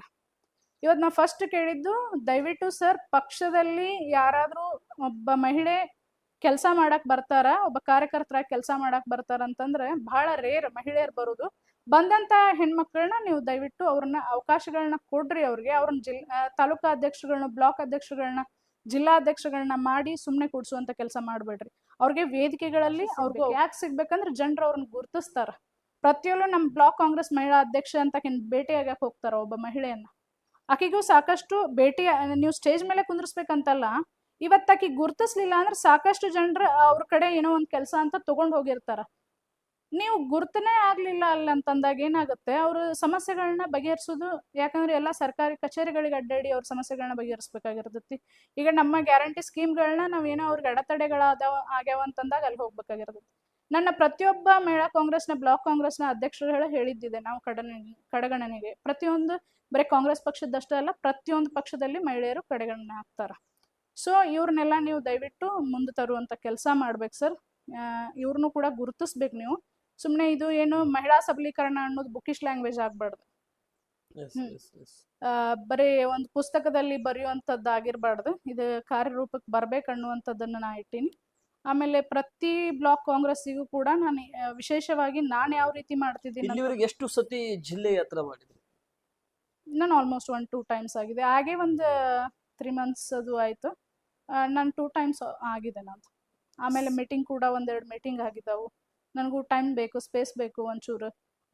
ಎಲ್ಲ ಜಿಲ್ಲಾ ಪ್ರವಾಸ ಆದ್ಮೇಲೆ ಬಾಗಲಕೋಟೆ ಚುನಾವಣೆ ಆಯ್ತು. Yes, yes. ಅಲ್ಲ, ಆಮೇಲೆ ಈ ಚುನಾವಣೆ ಮುಗಿದ ನಂತರ ನೀವು ಮತ್ತೆ ಹೊಸದಾಗಿ, ಹೌದೌದು, ನಾನು ಮೊನ್ನೆ ಮೀಟಿಂಗ್ ಮಾಡಿದೆ. ನಂದು ಅಲ್ಲಲ್ಲ ಪ್ರವಾಸದಲ್ಲಿ ಹೇಳ್ತಾ ಇದ್ದೇನೆ. ಹೋಗ್ತಾ ಇದ್ದೀನಿ ಸರ್. ನಾನು ಎಲ್ಲೆಲ್ಲಿ ಅವಕಾಶ ಐತಿ, ಎಲ್ಲೆಲ್ಲಿ ಕೆಲಸ ಇರ್ತಾವೋ ಅಲ್ಲಿ ಹೋಗ್ತೀನಿ. ಇನ್ನೂ ನಮಗೆ ನೋಡ್ರಿ, ಇಲ್ಲೇ ಬ್ಲಾಕ್ ಕಾಂಗ್ರೆಸ್ ರಚನೆ ಆಗ್ಬೇಕಂದ್ರೆ ನಾವು ಹೇಳಿದ ತಕ್ಷಣ ರಚನೆ ಆಗಂಗಿಲ್ಲ ಸರ್. ಪ್ರತಿಯೊಬ್ಬ MLA ಗಳಿಗೂ ಅವ್ರಿಗೆ ಬೇಕಾದಂತ ಇವ್ರನ್ನೆಲ್ಲ ಕಾರ್ಯಕರ್ತನ ನಾವು ರೆಡಿ ಮಾಡ್ಬೇಕು. ಅಂದ್ರೆ ಯಾರು ಸಂಘಟನೆ ಮಾಡ್ತಾರ ನೋಡ್ಬೇಕು. ನಾ ಹೇಳಾಕತ್ತೀನಲ್ಲ, ಇವತ್ತು ಕಾಂಗ್ರೆಸ್ ಪಕ್ಷದಲ್ಲಿ ನಿಮಗೆ ಸಿಗುವುದೇ ಕಟ್ಟಕಡೆಯ ವ್ಯಕ್ತಿ. ನಾವು ಹಿಂದುಳಿದ ವರ್ಗಕ್ಕಾಗಿರ್ಬೋದು, ಯಾರು ಒಬ್ಬ ಬಡವರು ಇರ್ತಾರ ಅಂತವ್ರೇ ನಮ್ಮ ಪಕ್ಷ ಸಂಘಟನೆ ಮಾಡ್ತಾರ, ನಿಮ್ಗೆ ಗೊತ್ತಿರ್ಬೋದು. ಹೌದು. ಇದು ಯಾವುದೇ ಏನೋ ಒಂದು ರಾಜಕೀಯ ಮಣಿತನ, ರಾಜಕೀಯ ಪ್ರೇರಿತವಾಗಿದ್ದು ಅಂತವ್ರ ಕಾರ್ಯಕರ್ತರು ನಮ್ಮಲ್ಲಿ ಇರಲ್ಲ. ನೀವು BJPಯಲ್ಲಿ ನೋಡ್ದಂಗ ನಮ್ಮಲ್ಲಿ ತಳಮಟ್ಟದಿಂದ ಬರುವಂತ ಕಾರ್ಯಕರ್ತರೇ ನಿಮ್ಗೆ ಸಿಗುದು. ಅದರಲ್ಲೂ ಮಹಿಳೆಯರನ್ನ ನಾವು ಹುಡುಕಿ ತೆಗೆದು ಸಂಘಟನೆ ಮಾಡ್ಬೇಕು. ಇದು ನನಗೆ ವೆರಿ ಚಾಲೆಂಜಿಂಗ್ ಟಾಸ್ಕ್ ಕೂಡ.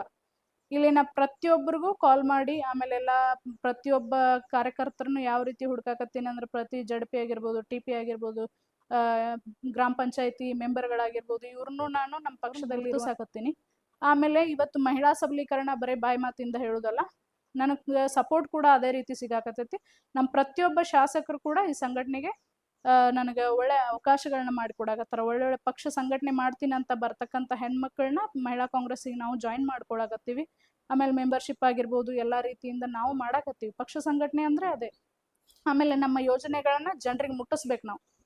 ಸರಿ ಮೇಡಮ್, ನಿಮ್ಮ ಮಾಜಿ ರಾಜ್ಯಾಧ್ಯಕ್ಷರಾಗಿರ್ತಕ್ಕಂಥ ಡಿ ಕೆ ಶಿವಕುಮಾರ್ ಅವರು, ಈಗ ರಾಜ್ಯಾಧ್ಯಕ್ಷರಾಗಿರ್ತಕ್ಕಂಥ ಬಿ ಕೆ ಹರಿಪ್ರಸಾದ್ ಅವರು, ಮಾಜಿ ಮುಖ್ಯಮಂತ್ರಿಯಾಗಿ ಅವಾಗಿನ ಮುಖ್ಯಮಂತ್ರಿ ಆಗಿರ್ತಕ್ಕಂಥ ಸಿದ್ದರಾಮಯ್ಯನವರು, ಈಗ ಮಾಜಿ ಆಗಿರ್ತಕ್ಕಂಥವ್ರು, ಈಗಿನ ಮುಖ್ಯಮಂತ್ರಿ ಆಗಿರ್ತಕ್ಕಂಥ ಡಿ ಕೆ ಶಿವಕುಮಾರ್ ಅವರ ಹೊಸ ಅಧಿಪತಿ ಕರ್ನಾಟಕ ರಾಜ್ಯಕ್ಕೆ ಚೀಫ್ ಆಗಿ ಸೇನಾಪತಿನಾಗಿ ಅಧಿಕಾರ ಸ್ವೀಕರಿಸಿಕೊಂಡಿದ್ದಾರೆ.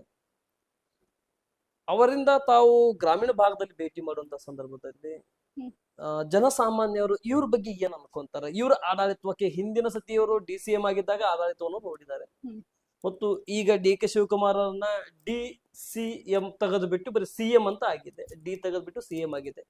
ಈ ಮುಖ್ಯಮಂತ್ರಿ ಆಗಿರ್ತಕ್ಕಂಥ ಡಿ ಕೆ ಶಿವಕುಮಾರ್ ಅವರ ಆಡಳಿತ ಬಗ್ಗೆ ಜನಸಾಮಾನ್ಯರ ವಿಶ್ವಾಸ ಏನಿದೆ ಮೇಡಮ್ ಮುಂದಿನ ದಿನಮಾನದಲ್ಲಿ? ಸರ್, ಪ್ರತಿಯೊಬ್ಬ ನಾಯಕನಿಗೂ ಅವನದೇ ಆದಂತ ವಿಶೇಷತೆ ಇರುತ್ತೆ. ಇಲ್ಲಿ ಯಾರನ್ನು ಅಲ್ಗಳೆಬೇಕಾಗಿಲ್ಲ, ಯಾರನ್ನು ಇದನ್ನ ಮಾಡ್ಬೇಕಾಗಿಲ್ಲ. ಇವತ್ತು ಡಿ ಕೆ ಶಿವಕುಮಾರ್ ಅವರು ಏನಿದಾರ ಚೀಫ್ ಮಿನಿಸ್ಟರ್ ಅವರು, ಅವ್ರದೊಂದು ರೀತಿನೇ ಬೇರೆ, ರಾಜಕಾರಣ ಸ್ಟೈಲೇ ಬೇರೆ. ಅವರು ಒಬ್ಬ NSY ಒಂದು ವಿದ್ಯಾರ್ಥಿ ಘಟಕದಿಂದ ಬಂದಂಥವ್ರು, ಯೂತ್ ಕಾಂಗ್ರೆಸ್ನಲ್ಲಿ ವರ್ಕ್ ಮಾಡಿದಂಥವ್ರು, ಪಕ್ಷದ ಒಂದು ಹಿರಿಯ ನಾಯಕರಾಗಿ ಇವತ್ತು ಸಾಕಷ್ಟು ಒಂದು ಜವಾಬ್ದಾರಿಗಳನ್ನ ತಗೊಂಡ್ ಬಂದಂಥವ್ರು. ಅವ್ರನ್ನ ನೋಡಿ ಕಲಿಬೇಕಾದದ್ದು ಸಾಕಷ್ಟಿದೆ. ನಾವು ಸಿದ್ದರಾಮಯ್ಯ ಸಾಹೇಬ್ರನ್ನ ನೋಡಿ ಕಲಿಬೇಕಾದದ್ದು ಒಂದ್ ರೀತಿ ಇದ್ರೆ, ಸತೀಶ್ ಜಾರಕಿಹೊಳಿ ಸಾಹೇಬ್ರನ್ನ ನೋಡಿ ಕಲಿಬೇಕಾದ್ದು ಒಂದ್ ರೀತಿ ಇದ್ರೆ, ಡಿ ಕೆ ಶಿವಕುಮಾರ್ ಸಾಹೇಬ್ರನ್ನ ನೋಡಿ ಕಲಿಬೇಕಾದ್ದು ಒಂದಷ್ಟು ಇರ್ತಾವ. ಅವರು ಯುವಕರಿಗೆ ನೀಡುವಂತ ಸ್ಫೂರ್ತಿ ಆಗಿರ್ಬೋದು. ಇವತ್ತು ಬಂದ ತಕ್ಷಣ ಅವರು ಭಾರತ್ ಜೋಡೋ ಯುವ ಸಂಘ ಅಂತ ಹೇಳಿ ಅವ್ರು ಇದನ್ನ ಮಾಡಿದ್ರು. ಹೌದೌದು, ಪಂಚಾಯತ್ ವ್ಯಾಪ್ತಿಯಲ್ಲಿ ಪ್ರತಿ ಹಳ್ಳಿಗಳಿಗೂ ಕೊಡ್ಬೇಕಂತ ಹೇಳಿ ಇದನ್ನ ಮಾಡಿದ್ರು, ಯೋಜನೆ ತಂದ್ರು. ಆಮೇಲೆ ನೀವು ನೋಡ್ತಿರ್ಬೇಕು, ಈ ಕ್ಯಾಬಿನೆಟ್ ಯುವಕರಿಗೂ ಒಂದು ಅವಕಾಶ ಮಾಡಿಕೊಡ್ತೀನಿ ಅನ್ನುವಂಥದ್ದು. ಯಾಕಂದ್ರೆ ಅವರು ಯುವಕರಾದಾಗ ರಾಜಕಾರಣಕ್ಕೆ ಬಂದಿದ್ದಲ್ಲ. ಎಲ್ಲರದು ಒಂದೊಂದು ರೀತಿ ವಿಶೇಷತೆ ಇರ್ತೈತಿ. ನಮಗೆ ಅವಕಾಶ ಸಿಕ್ಕಾಗ ಏನಿದ್ರು ಒಂದು ಜನಪರ ಯೋಜನೆಗಳನ್ನ, ಜನಪರ ಕೆಲಸಗಳನ್ನ ತರುವಂಥದ್ದು ಯಾವತ್ತು ಕಾಂಗ್ರೆಸ್ ಪಕ್ಷದಲ್ಲಿದೆ. ಕಾಂಗ್ರೆಸ್ ಪಕ್ಷದ ನಾಯಕರಲ್ಲೂ ಕೂಡ ಒಂದು ಪಕ್ಷದ ನಿಷ್ಠೆ, ಒಂದು ಜವಾಬ್ದಾರಿಯನ್ನ ತೆಗೆದುಕೊಂಡು ಯಾವ ರೀತಿ ಆಡಳಿತ ಮಾಡ್ಬೇಕನ್ನೋದು ಎಲ್ಲರದು ಒಂದು ವಿಶೇಷವಾಗಿ ಇದೆ. ನಮ್ಮ ಇಬ್ರು ನಾಯಕರು ಕೂಡ ಒಂದು ಒಳ್ಳೆ ಯೋಜನೆಗಳನ್ನ ಜನರಿಗೆ ನೀಡುವಂತ ಕೆಲಸ ಕೂಡ ಮಾಡಾಕತ್ತಾರ. ಸರಿ ಮೇಡಮ್, ನಿಮ್ಮ ಜಿಲ್ಲೆಯ ಎರಡನೇ ಬಾರಿಗೆ ಮೊದಲನೆಯ ಮುಖ್ಯಮಂತ್ರಿ ಕ್ಯಾಬಿನೆಟ್ ನಲ್ಲಿ ಸಿದ್ದರಾಮಯ್ಯದಲ್ಲಿ ಮತ್ತು ಡಿ ಕೆ ಶಿವಕುಮಾರ್ ಕ್ಯಾಬಿನೆಟ್ ನಲ್ಲಿ ಎರಡನೇ ಬಾರಿ ಕೂಡ ಕಂಟಿನ್ಯೂ ಆಗಿ ಸಚಿವರಾಗಿರ್ತಕ್ಕಂಥ ಸತೀಶ್ ಜಾರಕಿಹೊಳಿ ಅವರ ಅಖಂಡ ಜಿಲ್ಲೆಯ ನಾಯಕತ್ವ, ಆ ಕಡೆ ಮಗಳನ್ನೋದಕ್ಕಿಂತ ಕಾಂಗ್ರೆಸ್ ಪಕ್ಷದ ಅಭ್ಯರ್ಥಿಯಾಗಿ ಗೆಲ್ಲಿಸ್ಕೊಂಡ್ ಬಂದಿರತಕ್ಕಂಥ ಪ್ರಿಯಾಂಕಾ ಜಾರಕಿಹೊಳಿ ಅವರನ್ನು, ಮತ್ತು ಈ ಕಡೆ ಭಾಗದಿಂದ ಮರುನಾಳ್ ಹೆಬ್ಬಾಳ್ಕರ್ ಪರಾಜಿತ ಆದ್ರೂ ಕೂಡ ಪಕ್ಷ ಸಂಘಟನೆಯಲ್ಲಿ ಕಂಟಿನ್ಯೂ ಹೋಗ್ತಾರಂತ ವಿಷಯದಲ್ಲಿ ಮುಂದಿನ ಸ್ಥಳೀಯ ಸಂಸ್ಥೆ ಚುನಾವಣೆ ನಿಮ್ಮ ಹೆಗಲ್ ಮೇಲೆ ಇದೆ. ಅದು ಸ್ಥಳೀಯ ಸಂಸ್ಥೆ ಚುನಾವಣೆ, ನಗರಸಭೆ, ಪುರಸಭೆ, ಮಹಾನಗರ ಪಾಲಿಕೆ ಚುನಾವಣೆಗಳನ್ನಾಗಿರ್ಲಿ, ಮತ್ತು 11 ವರ್ಷದಿಂದ ಚುನಾವಣೆ ಆಗ್ಲಾರ್ದಂಥದ್ದು, 11 ವರ್ಷ 5 ವರ್ಷ ಕಂಪ್ಲೀಟ್ ಆದ 6-7 ವರ್ಷದಿಂದ ಆಗ್ಲಾರ್ದಂತ ತಾಲೂಕ್ ಪಂಚಾಯತಿ, ಜಿಲ್ಲಾ ಪಂಚಾಯತ್ ಚುನಾವಣೆ ಮತ್ತು ಗ್ರಾಮ ಪಂಚಾಯತ್ ಚುನಾವಣೆ. ಈ ಚುನಾವಣೆ ಮುಗಿಯುವಷ್ಟೊತ್ತಿಗೆ ಅಂದ್ರೆ ವಿಧಾನಸಭೆ ಮತ್ತು ಲೋಕಸಭೆ ಚುನಾವಣೆ ಕಹಳೆ ಪ್ರಾರಂಭವಾಗುತ್ತೆ. ಈ ಸ್ಥಳೀಯ ಸಂಸ್ಥೆ ಚುನಾವಣೆ ವಿಷಯಗಳ ಬಗ್ಗೆ ಯಾವ ರೀತಿ ಸಂಘಟನೆಯಲ್ಲಿ ಮುಂದುವರಿತಾ ಇದ್ರೆ, ಹೊಸ ಅಧ್ಯಕ್ಷರಾಗಿ ಮತ್ತು ವಿಶೇಷವಾಗಿ ಮಹಿಳೆಯರನ್ನ ಟಿಕೆಟ್ ಕೊಡುವುದಲ್ಲಿ ಒಂದು ಪಾತ್ರ ಹೆಚ್ಚಿಗೆ ಇರುತ್ತೆ. ಯಾಕಂದ್ರೆ ಎಲ್ಲಾ ಲೆಕ್ಕಾಚಾರವನ್ನು ಹಾಕಬೇಕು, ಕೆಟಗರಿ ಆಧಾರಗಳನ್ನು ನೋಡ್ಬೇಕು, ಜಾತಿ ಆಧಾರಗಳನ್ನು ನೋಡ್ಬೇಕು, ಪಕ್ಷ ಸಂಘಟನೆ ಆಧಾರಗಳನ್ನು ನೋಡ್ಬೇಕು.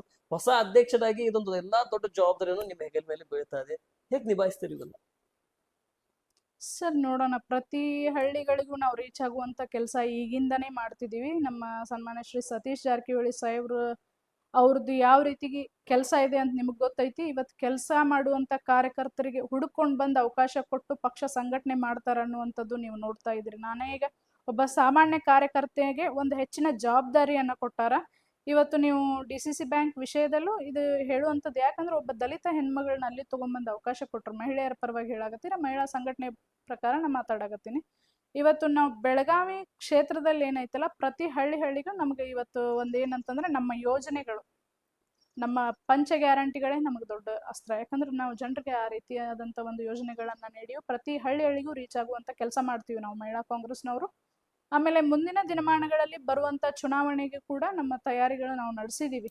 ಮುಂದೆ ಏನೋ ಒಂದು ಒಬ್ಬರಿಗೆ ಅವಕಾಶ ಸಿಕ್ಕೈತಂದ್ರೆ ಒಂದೇ ದಿನ ಯಾರು ಒಂದೇ ಸಾರಿ ಗೆಲ್ಲಕ್ಕಾಗಲ್ಲ. ನೀವು ಈಗ ಇದರದ್ದು ಹೇಳಿದ್ರಿ, MP ಕ್ಷೇತ್ರದ ಬಗ್ಗೆ ಮಾತಾಡಿದ್ರಿ. ಬೆಳಗಾವಿ ಲೋಕಸಭಾ ಕ್ಷೇತ್ರ ಬಗ್ಗೆ ಮಾತಾಡ್ತಾ ಇದ್ರಿ. ಪ್ರಥಮ ಬಾರಿಗೆ ಬಂದಾಗ ಸ್ವಲ್ಪ ಹಿನ್ನಡೆ ಆಯ್ತು ಅಂತ ಹೇಳಿ. ಹಾಗಾದ್ರೆ ಜಗದೀಶ್ ಶೆಟ್ಟರ್ ಅವರು ಈ ಜಿಲ್ಲೆಗೆ ಪ್ರಥಮ ಬಾರಿ ಅಲ್ಲ, ಲೋಕಸಭೆ ಕ್ಷೇತ್ರಕ್ಕೂ ಪ್ರಥಮ ಬಾರಿ. ಆಮೇಲೆ ನಿಮ್ ಪಕ್ಷದಲ್ಲಿ ಬಂದಂತವರು, ನಿಮ್ ಪಕ್ಷದಲ್ಲೇ ಟಿಕೆಟ್ ತಗೊಂಡು ಗೆಲ್ಲಲಿಕ್ಕೆ ಹೋದಂತವರು ಸೋತು ನಂತರ ಮತ್ತೆ ಹೊಳ್ಳಿ ಈ ಬಿಜೆಪಿಗೆ ಬಂದು ಇಲ್ಲೆಲ್ಲ ಇದ್ದು. ಆದ್ರೆ ಹೊಸಬರಿಗೆ ಗೆಲ್ಲಲಿಕ್ಕೆ ಆಗ್ಲಿಲ್ಲ ಅಂದ್ರೆ ಅವರಿಗೆ ಹೊಸಬರು ಅಲ್ಲ ಮೇಡಮ್. ಈ ಲೋಕಸಭಾ ಕ್ಷೇತ್ರದಲ್ಲಿ ಹೊಸಬರು ಅವ್ರು. ಸರ್, ಲೋಕಸಭಾ ಕ್ಷೇತ್ರದಲ್ಲಿ ಹೊಸಬ್ರು ಇರ್ಬೋದು, ರಾಜ್ಯ ರಾಜಕಾರಣದಲ್ಲಿ ಗುರುತಿಸ್ಕೊಂಡವ್ರಲ್ಲ ಅವ್ರಿಗೂ ಎಷ್ಟೋ ಸೋಲಾಗಿರ್ತಾವಲ್ಲ. ಇವತ್ತು ನಾವು ನಮ್ಮ ಅಭ್ಯರ್ಥಿಯಾದಂತ ಶ್ರೀ ಮೃಣಾಲ್ ಹೆಬ್ಬಾಳ್ಕರ್ ಅವರು ಹೊಸಬ್ರು, ರಾಜಕಾರಣಕ್ಕೆ ಹೊಸಬ್ರು. ನಾವು ಕೂಡ ಮುಂದಿನ ದಿನಮಾನಗಳಲ್ಲಿ ಗೆಲ್ಲುವಂತ ಪ್ರಯತ್ನ ಮಾಡ್ತೀವಿ. ನೀವು ಅವ್ರಿಗೆ ನಮ್ಗೆ ಈಗ ಏನ್ ಹೇಳಾಕತ್ತಿರಲ್ಲ ನೀವು. ಇವತ್ತು ಜಗದೀಶ್ ಶೆಟ್ಟರ್ ಅವರು ಸೋತಿದ್ರೆ ನೀವೇನ್ ಹೇಳ್ತಿದ್ರಿ? ಒಬ್ಬ ಮಾಜಿ CM ಅವರು. ನೀವ್ ಇವತ್ತು ನನ್ಗೇನ್ ಹೇಳಾಕತ್ತಿರಲ್ಲ, ಹೊಸಬ್ರು ಇದಾಯ್ತಂತ. ಸೋತಿದ್ದಾರೆ. ಸಣ್ಣ ಹುಡುಗನ ಮುಂದಗಡೆ ಪಕ್ಷ ಸಂಘಟನೆಯಿಂದ ಸೋತಿದ್ದಾರೆ. ಹೊಸಬರಿಗೆ ವಲಸವರಿಗೆ ಅವಕಾಶ ಸಿಕ್ಕಿಲ್ಲ, ಸಿಗೋದು ಇಲ್ಲ ಬೆಳಗಾವಿಯಲ್ಲಿ ಅಂತ ನಾವು ಅಂತೀವಿ. ಸಿಗಲ್ಲ ಸರ್, ಅದನ್ನು ಒಪ್ಕೊಂತೀನಿ ನಾನು. ಈ ಚಾಲೆಂಜ್ ಅನ್ನು ನಿಮ್ಗೆ ಮೈನಸ್ ಆಯ್ತಲ್ಲ ಮೇಡಮ್?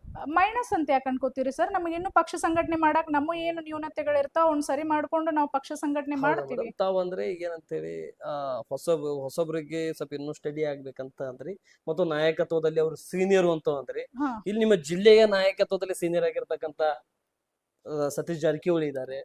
ಒಂದ್ ಸೆಕೆಂಡ್ ಮೇಡಮ್, ಸತೀಶ್ ಜಾರಕಿಹೊಳಿ ಇದ್ದಾರೆ, ಅಶೋಕ್ ಪಟ್ಟಣ್ ಅವರಿದ್ದಾರೆ ಸೀನಿಯರ್. ಆಮೇಲೆ ಲಕ್ಷ್ಮೀ ಹೆಬ್ಬಾಳ್ಕರ್ ಮತ್ತು ಮಹಿಳಾದಿಂದ ಅವರು ಕೂಡ 2 ಬಾರಿ ಶಾಸಕರಾದಂತವರು. ಸರ್, ಈಗ ಶಿಗ್ಗಾಂವದಲ್ಲಿ ಕೂಡ ನಾವು ಅಂತ ಒಂದೇನು ಬಿಜೆಪಿ ಏನು ಭದ್ರ ಕೋಟೆ ಅನ್ನುವಂಥದ್ದನ್ನು ನಾವ್ ಇವತ್ತು ನಾವು ಗೆಲ್ಲಿಸ್ಕೊಂಡ್ಬಂದ್ವಿ. ಹೊಸಬ್ರೆ ಮೇಡಮ್ ಅವ್ರ ಕ್ಯಾಂಡಿಡೇಟ್. ಅದೇ ಒಂದೊಂದು ಯಾವ ರೀತಿ ಇರುತ್ತೆ, ಎಲ್ಲಾ ಮ್ಯಾಟರ್ ಆಗುತ್ತಿಲ್ಲ, ಎಲ್ಲಾನು ಮ್ಯಾಟರ್ ಆಗುತ್ತೆ. ಟೈಮ್ಸ್ ಸೋಲು ಗೆಲುವು ಎಲ್ಲರಿಗೂ ಇರುವುದೇ. ಯಾರಿಗೆ ಸೋಲಾಗಿಲ್ಲ? ಎಲ್ಲರಿಗೂ ಸೋಲು ಗೆಲುವು ಇರುವುದೇ. ನಾವು ಪ್ರಯತ್ನ ಮಾಡ್ತೀವಿ. ಆಮೇಲೆ ನಾವು ಸರ್ಕಾರ ಹಂಗಂತ ಒಬ್ಬ ಏನು ಕ್ಯಾಂಡಿಡೇಟ್ ಪಕ್ಷ ಇದನ್ನೇನು ಹೇಳಕ್ ಬರಲ್ಲ, ಒಂದು ಪಕ್ಷದ ಡಿಮೆರಿಟ್ ಅನ್ನಕ್ ಬರಲ್ಲ. ಏನೋ ಒಂದಷ್ಟು ಆಗಿರ್ತಾವ, ಯಾವುದೋ ಒಂದು ಕಾಸ್ಟ್ ಏನೋ ಒಂದಿದು ಆಗಿರ್ತಾವ. ಬಟ್ ಮುಂದಿನ ದಿನಮಾನಗಳಲ್ಲಿ ನಾವು ನಮ್ಮ ಅಭ್ಯರ್ಥಿನ ಡೆಫಿನೆಟ್ಲಿ ಗೆಲ್ಸ್ಕೊಂಡ್ ಬರುವಂತ ಕೆಲಸ ಮಾಡ್ತೀವಿ. 28-29 ಚುನಾವಣೆ ಕಡೆ ಹೋಗ್ತಾ ಇದ್ದಾರೆ. ಹೊಸದಾಗಿ ನೀವು ಕೂಡ ಪದಾಧಿಕಾರಿಯಾಗಿ ಮತ್ತು ಈ ಪ್ರತಿಯೊಂದು ಬೂತ್ ನಲ್ಲಿ ಮತ್ತು ಪ್ರತಿಯೊಂದು ಬ್ಲಾಕ್ ನಲ್ಲಿ, ಪ್ರತಿಯೊಂದು ಟೌನ್ ನಲ್ಲಿ ಕೂಡ ನಿಮ್ ಸಂಘಟನೆ ತುಂಬಾ ಇಂಪಾರ್ಟೆಂಟ್. ಯಾಕಂದ್ರೆ ಈಗ ಸರ್ಕಾರ ಇರುವಂತ ಪರಿಸ್ಥಿತಿ.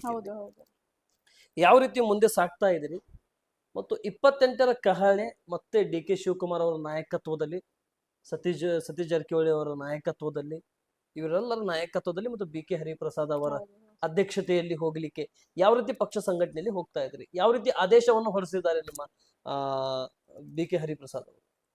ಸರ್, ಅವರು ಮೊನ್ನೆ ಅಷ್ಟೇ ಅಧ್ಯಕ್ಷರಾಗಿ ಬಂದ್ರು.